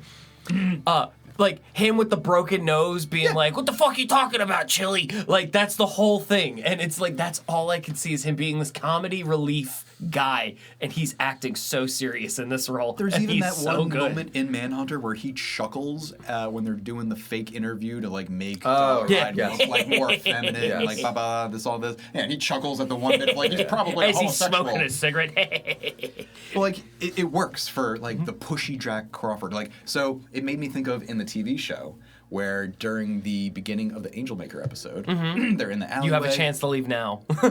Well, no, they're in the Oh alleyway. wait, when he steps to him, yeah. And they're in the alleyway, and Will kind of steps to Jack because Jack's kind of pushing him and questioning him about not having enough answers. Yep. Because at this point in the first half of the first season of the show, Will's starting to kind of feel the weight of having to look at all these things, right? And this is exactly what Jack Crawford was, supposed to be there to protect him against. And I love how that's explicitly in every version of the story. But in that alleyway scene of the first half of the first season of the TV show, you have Will kind of just saying the line, which I just thought was so funny and true. He's like, Jack, you're the head of the behavioral unit of the FBI. If you don't like my answers, feel free to come up with some of your own. Which I just identify with so I did hard. not hear that. Yes. And then everybody goes, oh, and walks away like Daddy's angry. Boom of Lawrence Fishburne's dad voice is epic. And he steps to him so many times throughout the show, and it's fucking incredible. But can I just who among us has not been frustrated at work and just I don't even Could you want do to any be here. fucking So if you better? don't like the way I'm doing it, you do. I've thought that. And then so getting many caught by your manager in that moment, you're like, and then he immediately is like, that's the boss. Yikes. and also a friend in their case. I right? mean, But people, whatever. just there's definitely times in your life when you do it to your parents, and you're like, fuck, I forgot who I was talking to. He's gonna beat my ass. We've also given plenty of flowers, I feel like, to Noonan versus Fiennes, but how familiar Oh, are R.I.P. we all? Tom Noonan too. He recently died this year, unfortunately. I know this kind of only affects John and I, but any takes on Richard Armitage? I know he's kind of more of a name, I think, in the UK, if I'm not mistaken. Yeah, it's Fred Armisen. No, I'm just kidding. so. You'll know him from stuff like he's done a lot of TV, What was his name again? so Richard Armitage. Yep. I'm I'm sure probably gonna you'll- You're recognize gonna him know as it soon from as I. Pennsylvania. But he's got he does the voice of Trevor, right? If I'm not Correct. mistaken. So there you go. And I think he does. I think he's pretty great. I like him a lot now. I like him. I think he does a great job. Oh yeah, Yes. yeah. No, I know him immediately. I think he does a yes. great job in Hannibal, the TV show, as all the actors do, truly. But I do think he would be my least favorite. Yes. of the Dullahards. But Because I big think shoes. I think so much of the show with being more narratively centered on the relationships between Will and Hannibal, that when the serial killer's in the background, even again with taking more of an explicit focus and a longer 4 to 5 episode cadence for the Red Dragon in the show, he still is meant to be there to serve more to me as a mirror or a foil to their relationship, and how he is kind of like this tertiary element of the triangle of Will and Hannibal. Can they truly become almost like unified in one? Whereas Dollarhide in this is, can he be unified in one and of himself with the dragon and also as Dollarhide? I feel like that's so clear in the TV show. Yeah.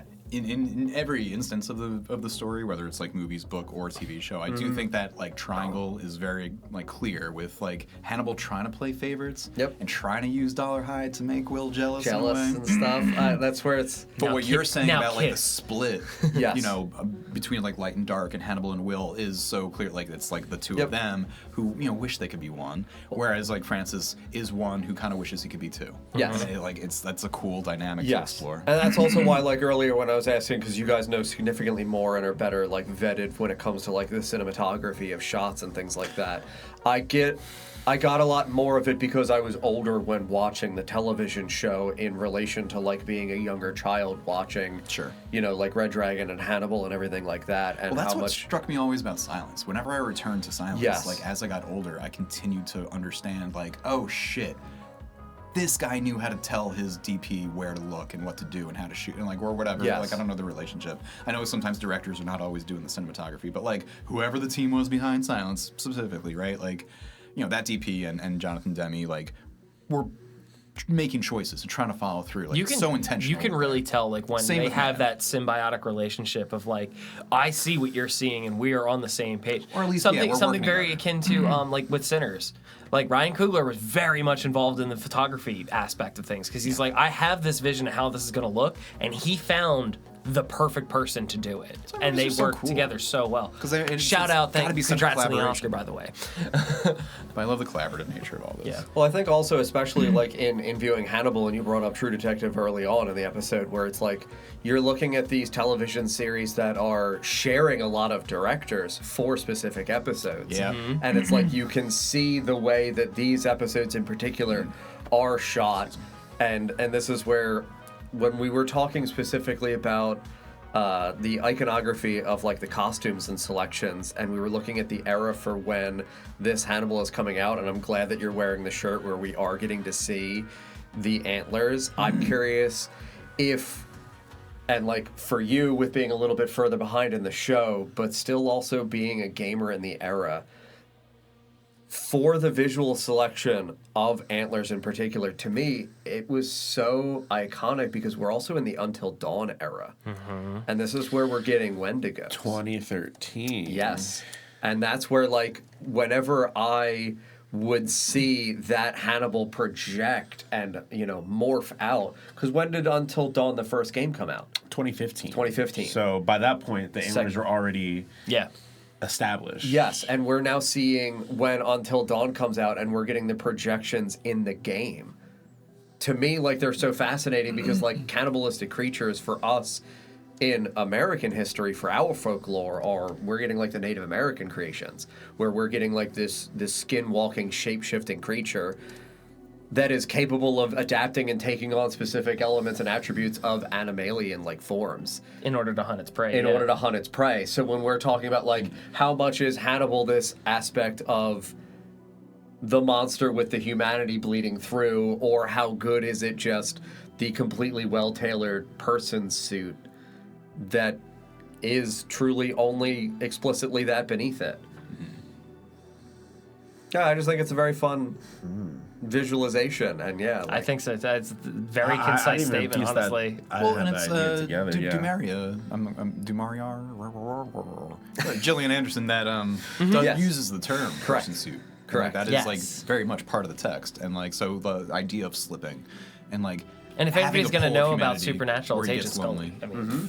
I mean, So when you met Mads, was he wearing his finest suit? No, dude, he was literally in like a t-shirt and jeans and like That a feels three-quarter zip up. I mean, he was in so many three-piece suits for so long. Yeah, Like, I don't, let the I man don't blame have a him for t-shirt. wanting to breathe. Yeah, it was. I was really excited for it. It was Toronto Fan Expo in 2014.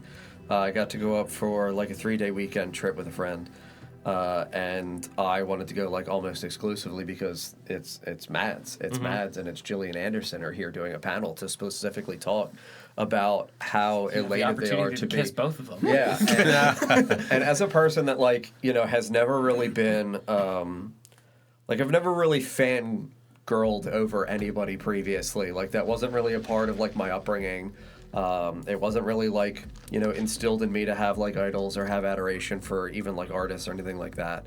And it was going, and the person that I was with was significantly more excited, because this is also, like, early onset of the Marvel Cinematic Universe.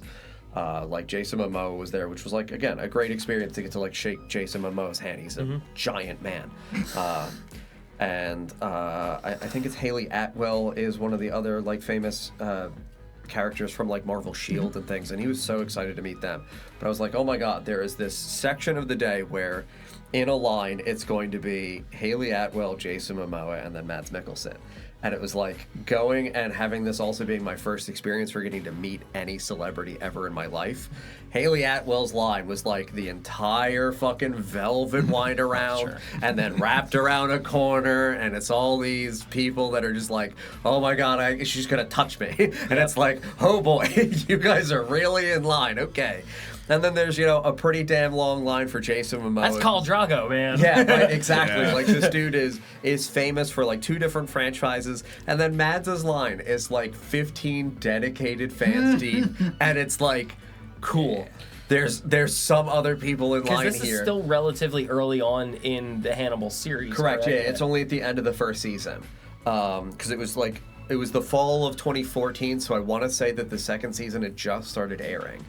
And I can remember that, like, having never done this previously, I was so, like, I knew people, like, showed up to conventions, like, in cosplay and everything. I had never known that, like, when you come to do the celebrity photos, that, like, you can be in your, like, cosplay attire. There was somebody in the fucking, like, antlers and mask waiting to get a photo with Mads. And I was like, that's hype as fuck. I didn't know you're allowed to do this. That's cool. Can you as be shit. in my picture, too, Well, actually? They were right Just stand before in the me. back. And yeah, no, that's what they asked. I also didn't know that, like, you know, celebrities that are, like, genuinely really cool and excited to do it will ask you, like, is there anything that you are looking to do, like, as a pose or, like, a movement within it for staging this? And the person literally was just like, I just want to stand behind you over your shoulder. And they were, like, 2 people in front of me. And I'm, like, standing here alone. Again, my friend is in, like, 700 people deep for Haley Atwell. And I'm like, oh, my God, I'm going to see Mads in, like, 2 minutes. And I'm watching, like, you know, you can kind of peek through the curtains for where they're set to see the other people in the line. And, like, they have their X on the floor for where they're told to, like, stand for being able to centralize the shot. And, like, Jason Momoa is just standing there and being like, hello, standing on his spot, shakes your hand and just, like, beckons you over real quick, does a quick, like, haha, and then, like, ushers you out.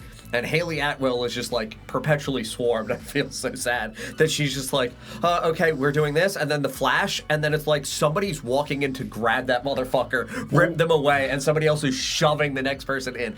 Mads Mikkelsen walked up to you, shook your hand, put an arm around you to bring you in for, like, a nice little half hug, and was like, thank you so much, like, it's a pleasure to meet you. And I was like, you're a really sweet person. I'm so grateful that, like, not only are you a fantastic actor, you're also a good human being.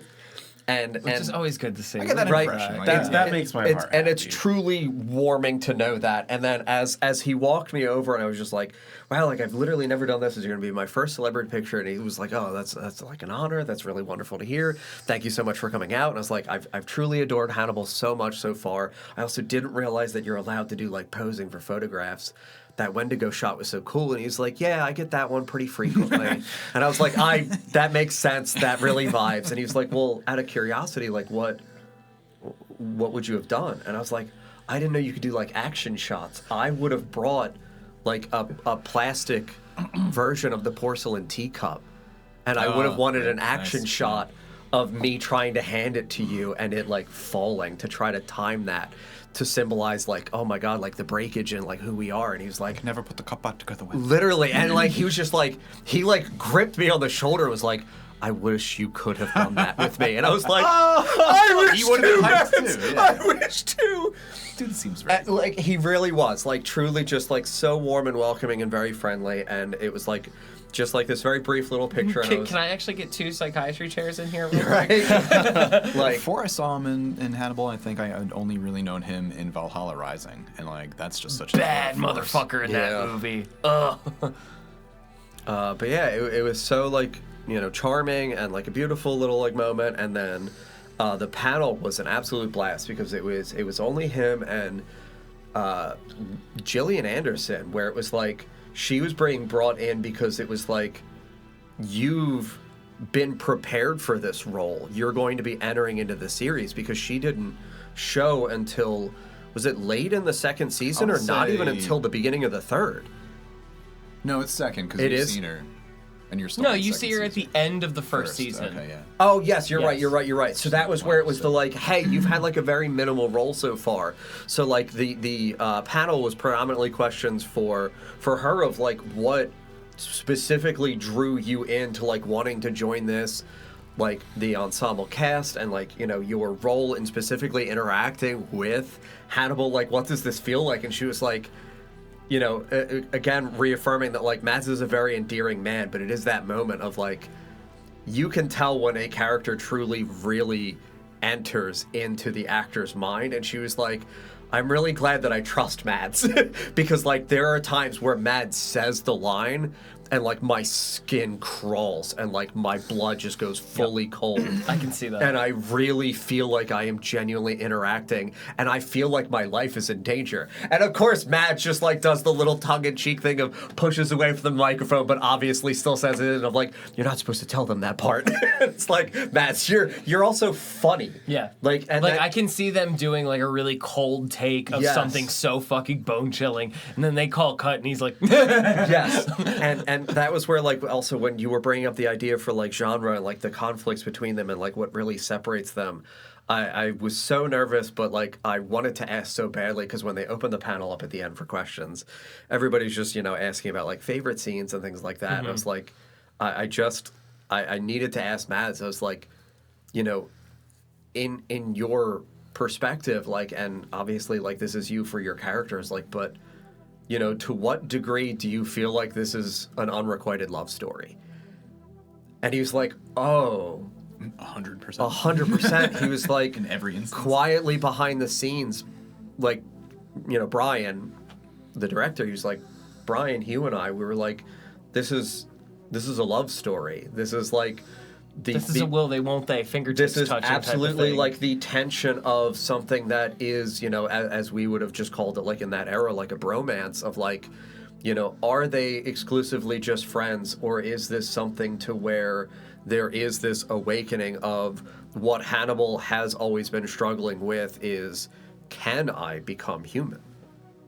And I was like, holy shit, what an interesting way to frame it, of like when we are looking at, is it the human slipping in? Is it there's no human here? I just love that he gives as much thought to it as Absolutely, us. and that's what I mean. It's like it was so, and that comes through in his portrayal too. I truly think so. and like Acting. like it was so rewarding to hear as an answer of the, I think it's this, and that is what I bring, but also could be death of the author. It's whatever you want. Exactly, and it was also the recognition of like, you know, a question that he took a moment to like collect himself for, of like, I have clearly thought about this, and I want to answer this in a way that like shows I have given attention to the detail of specifically the way that you have framed your question, because I wanted to know if it was unrequited.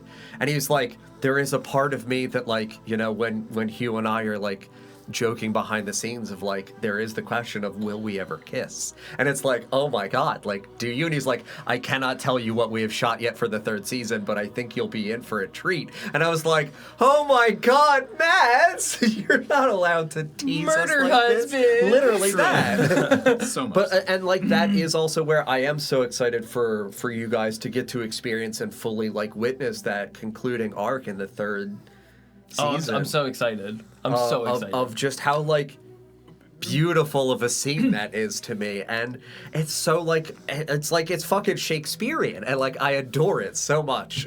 And not a spoiler, because I don't want to go into details Yes. for these fine gentlemen, but like I've been like getting Glenn too hyped probably on speaking of like highlights of the third season and just the show in general, but like the fight scenes between Yes. Lawrence Fishburne and Mads Mikkelsen, and specifically the Italy one. Yes.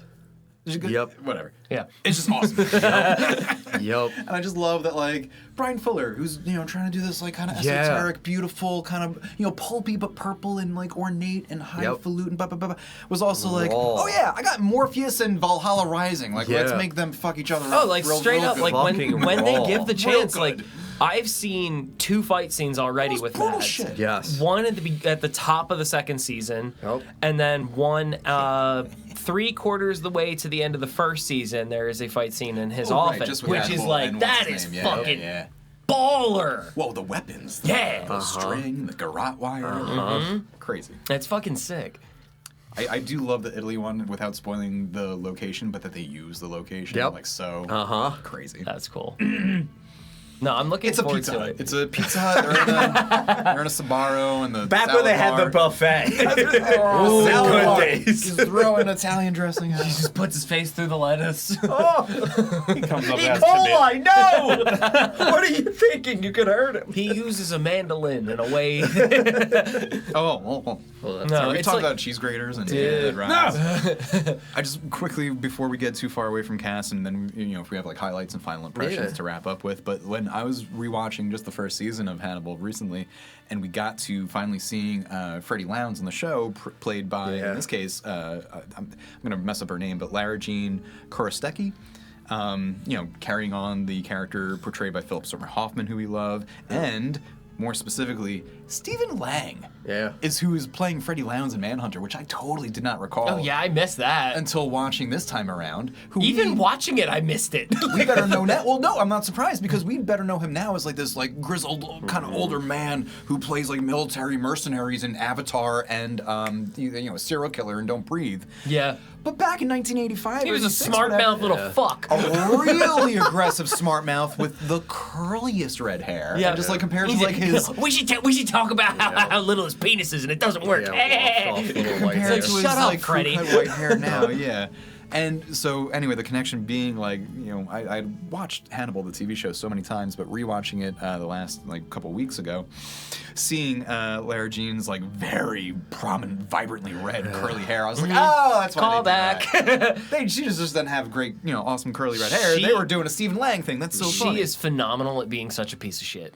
Yeah. She is so good at different being from Hoffman's piece of shit and Yes. different from Lang's piece of shit. All I love different. that they each kind of have their own version of it. It's just so much fun. like even with calling back to Manhunter versus Red Dragon, like the scene was the do you see scene was almost 1-to-1 between the both of them.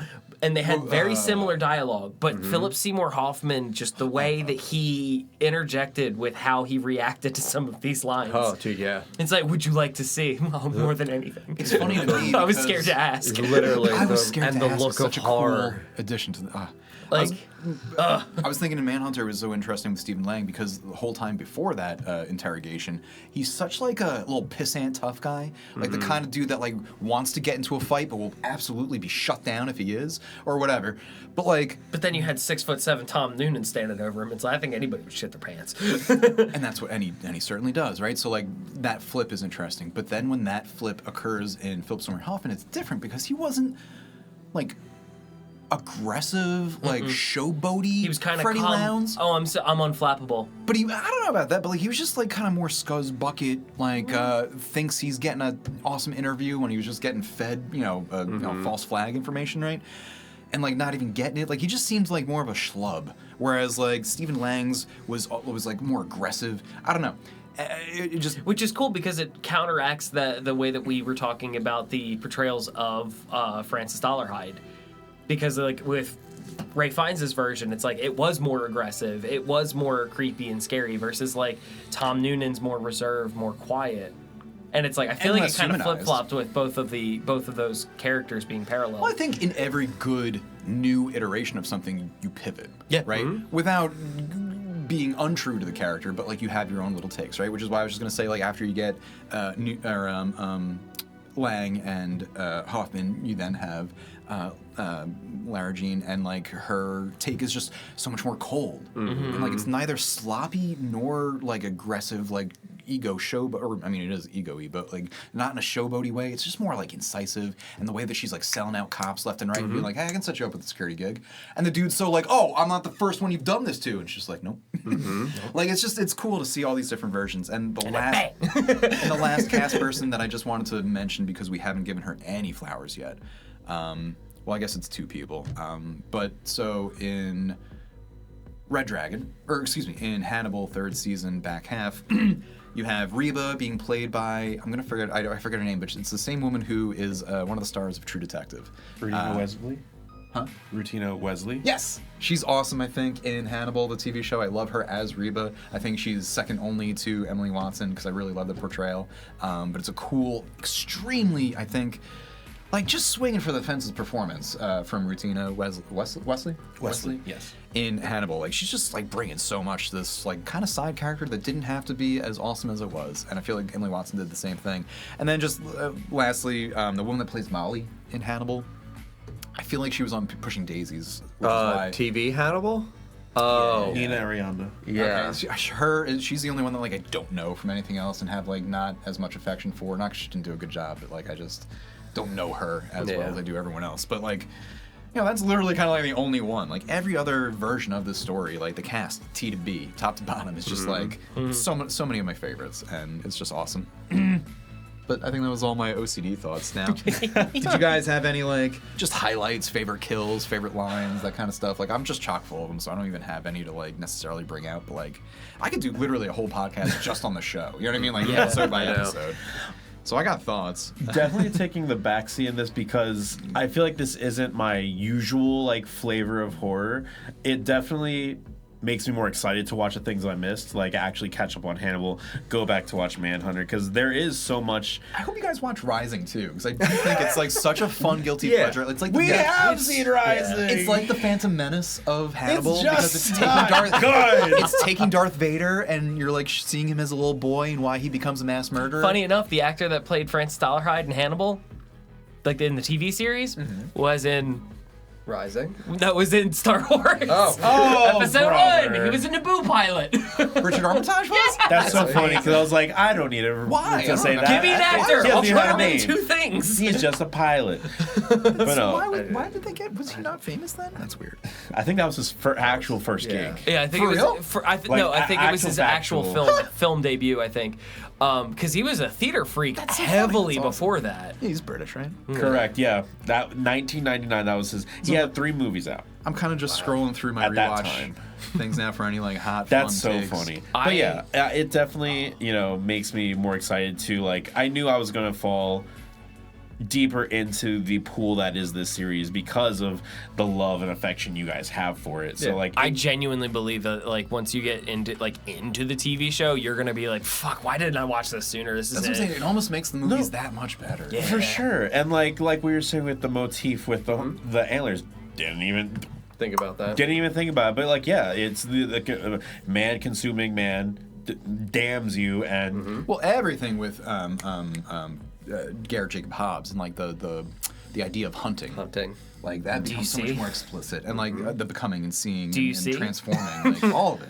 It's realized so consistently and so well that like you can't help but eventually like for sure. I think be struck by it. Do you want to take a guess at which one of them was the most expensive and which one got the most back at the box office? I'm gonna say Hannibal was the most expensive and also got the most return.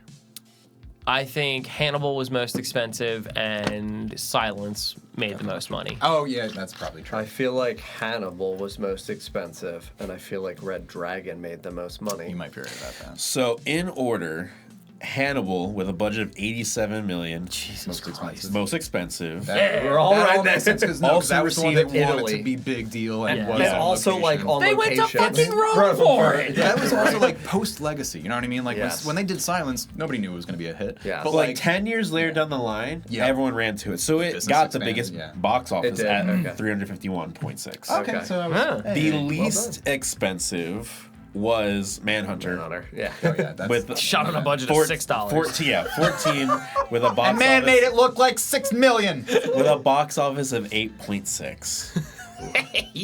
But Silence, Different era, different time. Yeah. Yeah, but Silence, I think. Is that in today money or then money? Exactly. Yeah, $6 is a lot of money now. Silence had 19 budget with a box office of 272. Jesus. Okay. So I think discrepancy wise, it's still it got the most back. Okay. Red Dragon came in at 78 for the box budget? office. Yeah. That's more expensive than I thought. It's the tattoos. With a box. They ate the real painting. Why would you do that? I thought about that watching last night. Spent $60 million on the real painting. I was like, As- Vines is just going to town on that canvas. Like, So yes. straight up, as a tattoo artist, Eat that shit. that was good Yeah. fake tattoos. Yep. There's times in film when yeah. you see a tattoo and you're like, that fucking blows. Like, that looks awful. Like, easily in my top 3 fake Yeah. tattoos in a movie. Really? Yeah. Honestly, as shitty as they were, Vin Diesel's tattoos in Triple X were so realistic because they were so shitty. Yeah. Like, that was definitely something that somebody would just get done. Yeah. My other follow-up was George Clooney in From Dusk Till Dawn. Sure. Those tattoos looked fucking great. They were definitely like, hey, this is 90s. But, like, his back tattoo in this looked good. Yep. you were going on with budgets and returns. Yeah. It's like- No. So budget for Red Dragon was 78 with a box office of 209. Okay. So like still got Still made some, it but back like in I the- think Yeah. it's like number 3 in Yeah. how much it got back. And then Hannibal Rising, We all knew, I think, would be. it actually it broke even at least. Which is not considered successful these days, but like, Correct. Cool, could have been worse, which is my tagline for all. Hannibal Rising. 75 for the budget with a box office At least of it's not 82. Clarice. So just very Whatever. It's a dude using a katana to Yeah, hunt down right. rude people. Right. Sign me up. Yeah. It's a fun watch. I don't know. I feel like they made that extra little bit of money just to tip the scale a little bit, but being like, hey, we broke even, but we just broke even. It's all right. Sell the samurai outfit. Yep. They sold the samurai outfit. Hey, we made money on the deal, guys. gosh. It's nice It had it's nice to cool- get boomer weepiness. You know, That's- again. okay. Like, between that and Shogun, you get That's what I was it's a like, different flair. really? And, You have the white 70s boy. men really love Japanese culture too. Weepiness. No, but the is white exactly- boy with the katana. It's a Are white- you kidding me? Yeah. Yeah, Oh, 100%. no. Written by a man, you know what I'm saying, who was not a young man. So like him, Robert Clavell, who wrote Shogun in the 70s, like these guys were on the same, weeby wavelength. Oh my god, yeah. Which, Claudia, do you have me a too. favorite kill? yo, Rising has a lot of Yeah, it does. Has a real lot of cool things. between the head and the rope. And I really like the rope and just like forcing water him to tank. sing. And oh then- yeah, that's so creepy and like fuck you. yeah. And then it's like, no, we're just gonna go for a ride, or like, Chell walked out of the room when he started singing. She was like, "There's something about singing children's songs in German that, like, it We don't need to talk- we instinctually don't in need my to talk heart, about I need to walk children. No, away." We should also differentiate because like Great Kills movies and Great Kills the show. Yeah. those are No. different Oh, conversations. for sure. The show takes it to a whole other nth degree. Oh my god, yeah. but like, Totem on the beach.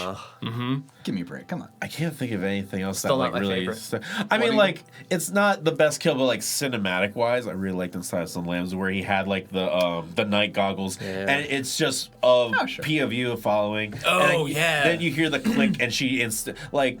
Not the coolest kill, but I was like, "Oh, fuck yeah, that's so cool." Yeah. Do we have a stick? Do we have a That's, nightstick? that sequence was really good. Yeah, but I think the rope one was. See if you guys can Oh, no. identify my Oh, favorite kill from Silence of the Lambs. Yeah. Oh yeah, yeah. In the cage. Yeah. Yep, exactly.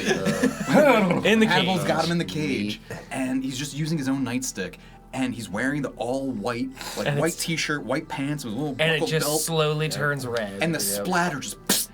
And he's just going to town like he's conducting a symphony orchestra. And he opens his mouth for a big old smile. And anytime blood splatter bips into someone's mouth. open mouth, I'm always just like, And Oh, they- dude, like- all of fucking Ready or Not to. There was so much blood in people's mouths. It was disgusting. Hell yeah. But yeah, just as a visceral, like just like our king in his glory, like especially towards the end of that movie during like this huge climax, it's his big escape. Like, man, I just love that, especially when you come upon that scene after the fact. It's very much the Blood Eagle of just like the hanging with the flags, and it's just like, Shit, Because he's mocking the justice system. Yeah. and that's where the displays come from, Yeah, right? And I was he's, just he's mocking the American justice system. love it.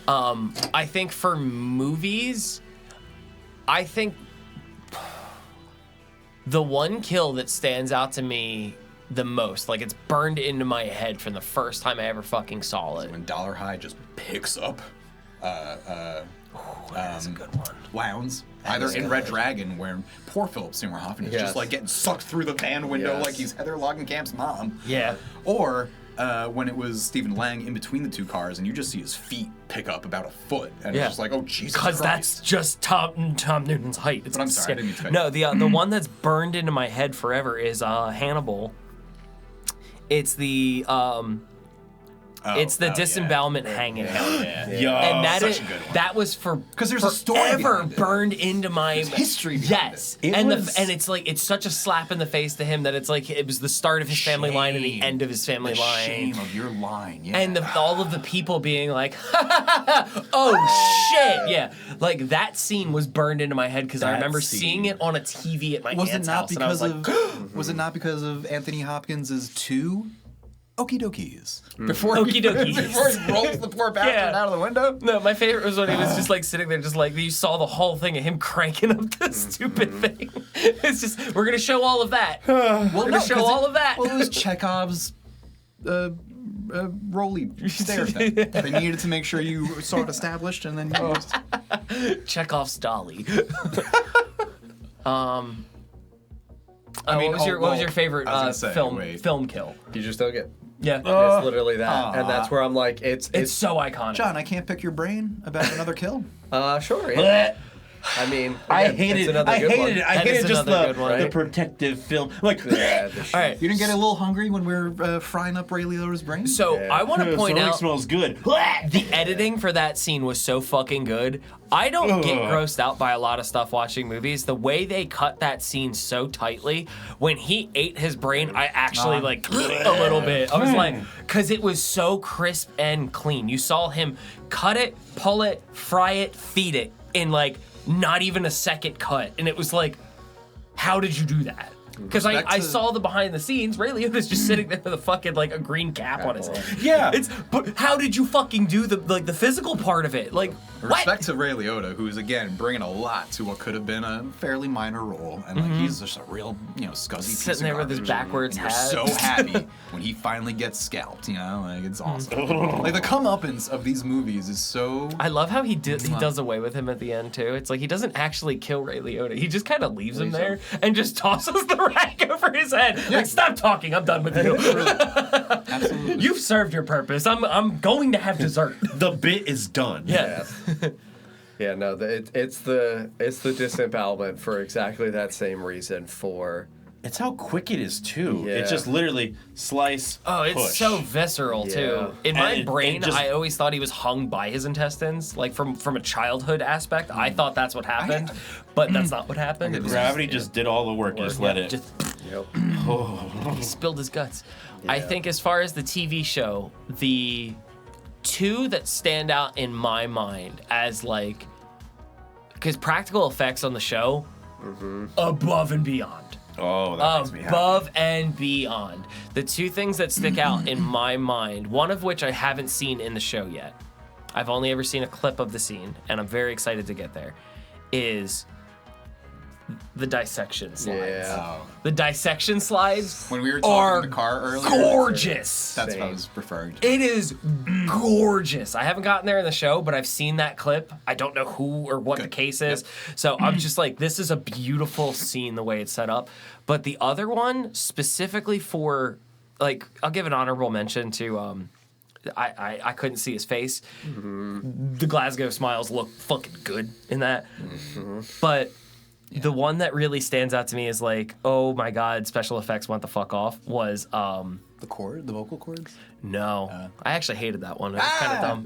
It was cheesy. That's fair. I really liked the Mushroom Garden. Oh yeah. The Mushroom Garden looked phenomenal. And so on theme. Like it's all about like forging connections. Like, so like it just and it's like that iconic hand sticking out through the thing for the feeding tube was awesome, but when they unearthed them and all of it, like he had that mushroom farm growing through their chest was beautiful. takes Yeah, a breath at will. was fucking insane. Oh yeah, dude, it's rough. It's awesome though. I'm again kind of like remembering as I'm like doing What was my that? rewatch. That was episode 2. Two or three. Yeah. 2, I think. It was like, Maybe damn, y'all are swinging Right. hard as hell. Yeah, episode 1 is the carrying option. Then episode 2, it's like, yeah, what if we were just harvesting mushrooms out of still living people that we buried beneath the trees? Okay. I'm about to Okay. watch episode 6, which is The body painting was good too. which is the Eddie Izzard, Yeah. Izzard, or excuse me, Susie Izzard Yes. episode. And I forgot, like he's our secret Hannibal Lecter actor that like isn't Hannibal, but I feel like very coded. Loved Yep. because it was Very a coded. callback to the classic acting style. We're gonna give you early prequel Hannibal in a nice suit, but like don't worry, we'll also give you what you want. Yeah, you know, what like you it was know. a little bit of Brian Cox, it was a little bit of Anthony Hopkins, but it was delivered with that cold seriousness He has of Susie Brian Izzard. Cox physicality. Yes. Like he's a little bit shorter, he's a little bit stockier, he's a little bit square. and like talking like this. He's doing the flamboyant because I'm locked behind a cage thing, and it just nails it. So good. Love that actor. Love that performer. Their stand up is so like I know. at least 15% of my personality. Like I love it to death. Oh my god! And the awake dissections. Say what? The awake dissection. You fear From the fake Chesapeake Ripper Yeah. when Oh, he yeah, the with copycat. the escape. Yeah. Oh, the wounded man. What he does to the nurse? No. After he breaks out What he does to at the Chilton? observatory. Yeah, Chilton. Yeah, Chilton. Poor Chilton, by the way. Fuck Chilton. Like I know he's a piece of shit that we Yeah, all like. He's but chill also- for us to hate, and I don't have any real sympathy for Fuck him. I know he's like the poster child of rude and like lesser academia, so like we all hate him. Don't get me wrong. But yeah, they just again casting like nailed it in the movies. Love that it's the same actor in most of the movies, and then the dude on the TV show, I forget his name off the top of my head, but he's just so good at being that like wormy. Especially at his deposition, it was like I wanted to punch him in the fucking face because he said everything is matter of fact with his little cane. Yes. What was the actor's name? That's what I couldn't remember. Or the character? Dr. Chilton. Chilton. Dr. Chilton. Yeah. CHI. But no, just love all of it.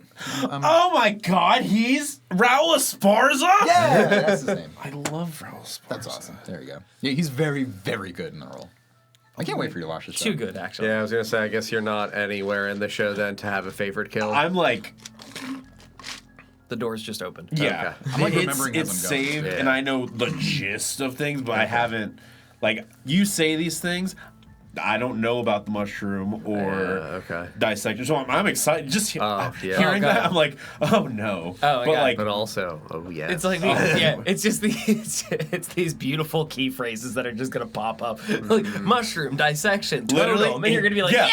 It's gonna be a brain blast. I'm gonna see the mushrooms like, oh no, I'm afraid of mushrooms.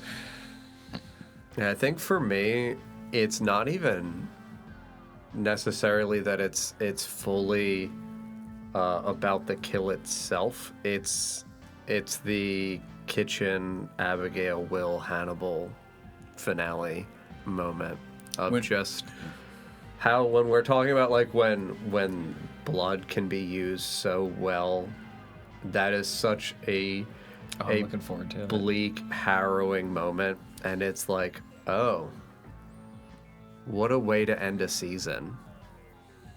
Oh, Every I'm season so looking ends forward on to like it. big bangers. Yep. I'm But yeah. I'm so looking forward to it. Yep, it's. I always had fun anytime that you were brought into the kitchen with Hannibal. Like it's always so it's so intimate and it's so precise, but it's like each character that enters his kitchen, like guests get to go to dinner, friends get to go to the kitchen. So it's like when you see him having anyone in the kitchen, it's like you're being allotted some special information, some special invite. So it's like the fact of Will just like showing up at his house, walking in and just going into the kitchen. Well, yeah. He's just like, oh, that's fine. You're okay to do that. If anybody else did that, they'd be dead immediately. Yeah, I mean, in retrospect, throughout the entire show, it's Hugh. So it's Will, Jack, and Abigail. Yeah. I believe. I don't think are- Jack ever goes in the kitchen. He has an argument with him. Eventually does. Yeah. He eventually does. He yeah. has Also, an Anna or Alana. Oh yeah, Alana, you're I was right. actually yes. about to say, I love That's- that, Hannibal prefers wine. Yes. He has whiskey for Will, Yep. but for Alana, Yep. beer. Beer. That's what Yes. he prefers. And it's always some fancy beer Yes. that he He brews brewed. himself just for her. Of Yes. course. And then it's like the touch of like him preparing certain meals for certain people. Like, obviously, like, Freddie Lounds is a vegetarian, so it's like Freddie gets the vegetarian option. Yep. Will always gets something different than what people normally get from him. Will either gets breakfast, soup, or some sort of, like, dessert. That's the only thing he ever serves him. Okay. That's what I picked up from the first season and a half. He only ever serves him soup, breakfast, and dessert. I was gonna say, just like watching Hannibal cook or feed his guests, or just be in suits. It's just so fantastic. I wonder. I'm curious going back because of how intentional all of the costuming is throughout it. Very like. I'm very curious to like. I want to go back and look at certain things in regard to what he's dressed in, because he only wears certain patterns or certain colors at certain times. I thought it was very out of character when he shows up to the deposition and he's wearing a black and red plaid suit. That is so outside of what he normally wears that I was like, this is jarring. Why are you showing off? Well, he always wants to show off. Yeah. Also, the show is terrible because it makes me want to have a dinner party more than anything. I just want to cook It for just people. makes me so hungry. Yeah, I just want to cook for people and hang out and have like a fancy glass of wine. The number. The number. Speaking of enjoying the company of good people, I know we're at over 2 hours, so I can go for another 2 hours. Good Lord. But just to like maybe start providing final thoughts or not. But before we like close, I just wanted to mention, like, to kind of tie it back to like the quote I was introducing myself with at the beginning of the episode, is where I just kind of wanted to like, last thoughts. I would mention that like, growing up with the movies and then kind of like revisiting them post the TV show, which I like fell in love with, blah, blah, blah. It was around 2014-15 that I was reading Red Dragon for the first time, and I came across that quote about like how slippery the planet is. And I loved that line so much because it really resonated with me, because I always had felt and kind of didn't know the words for it at the time, but now continue to feel that like everything just hangs by such a delicate thread. Yeah. You know what I mean? And if you are lucky enough to grab hold of anything worth holding on to in this world, it is damn hard to keep a grip on it.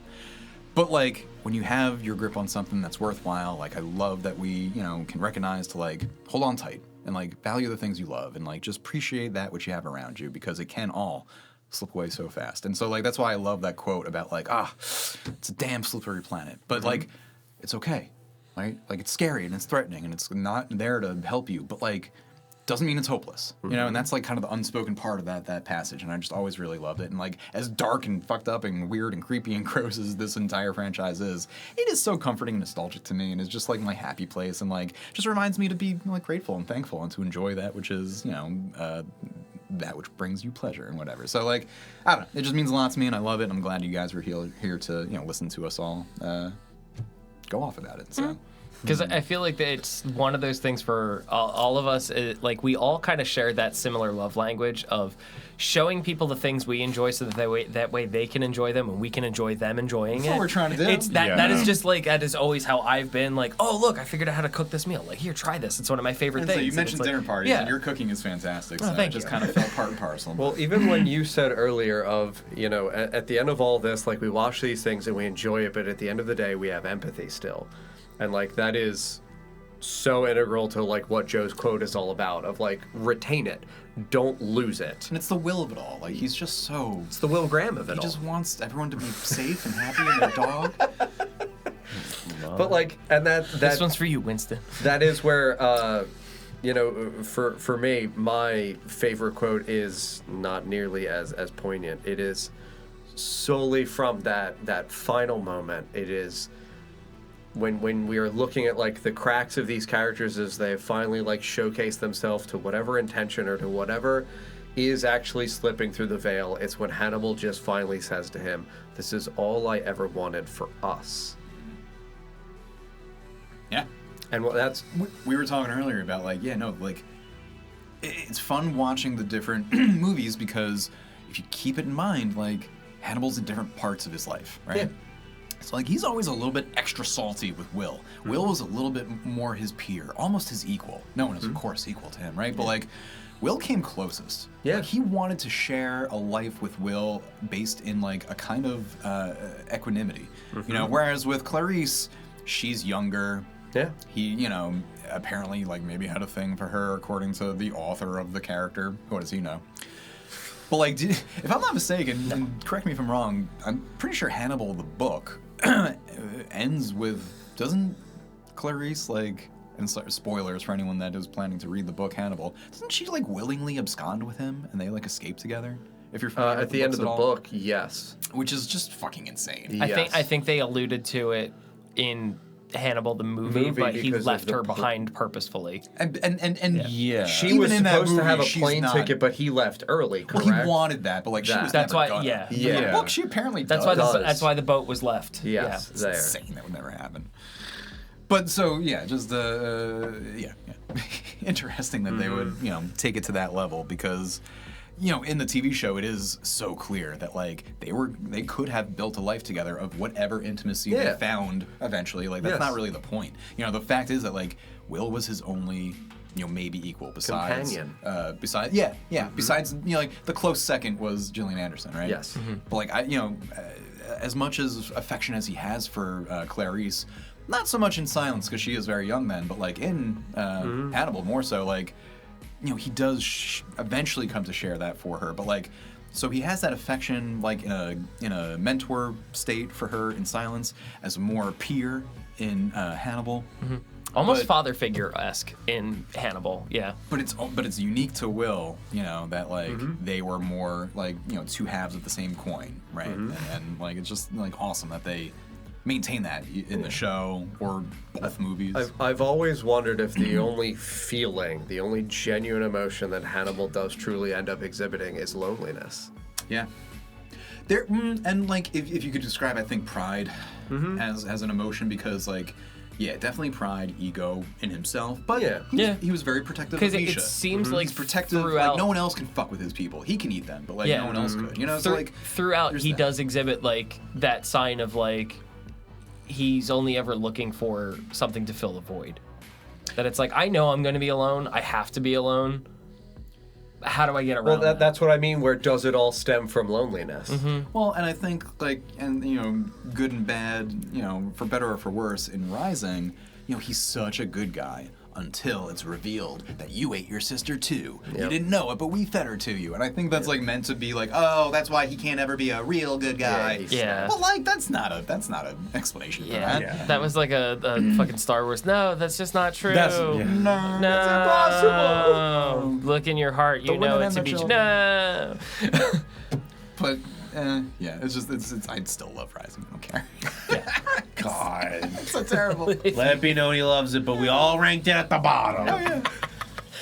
Well, if that's good for you guys, Yeah, I just that'll about do it for us at the podcast downstairs. We hope you had as much fun as we did.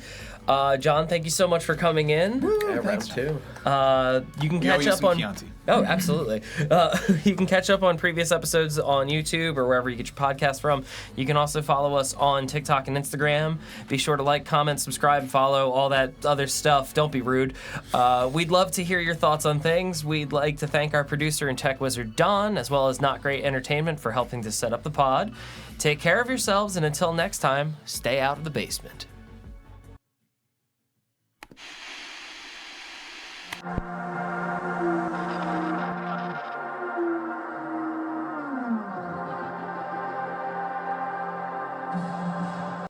Red the blood of the innocent. Carpet Day. Just want you to stop saying odd shit.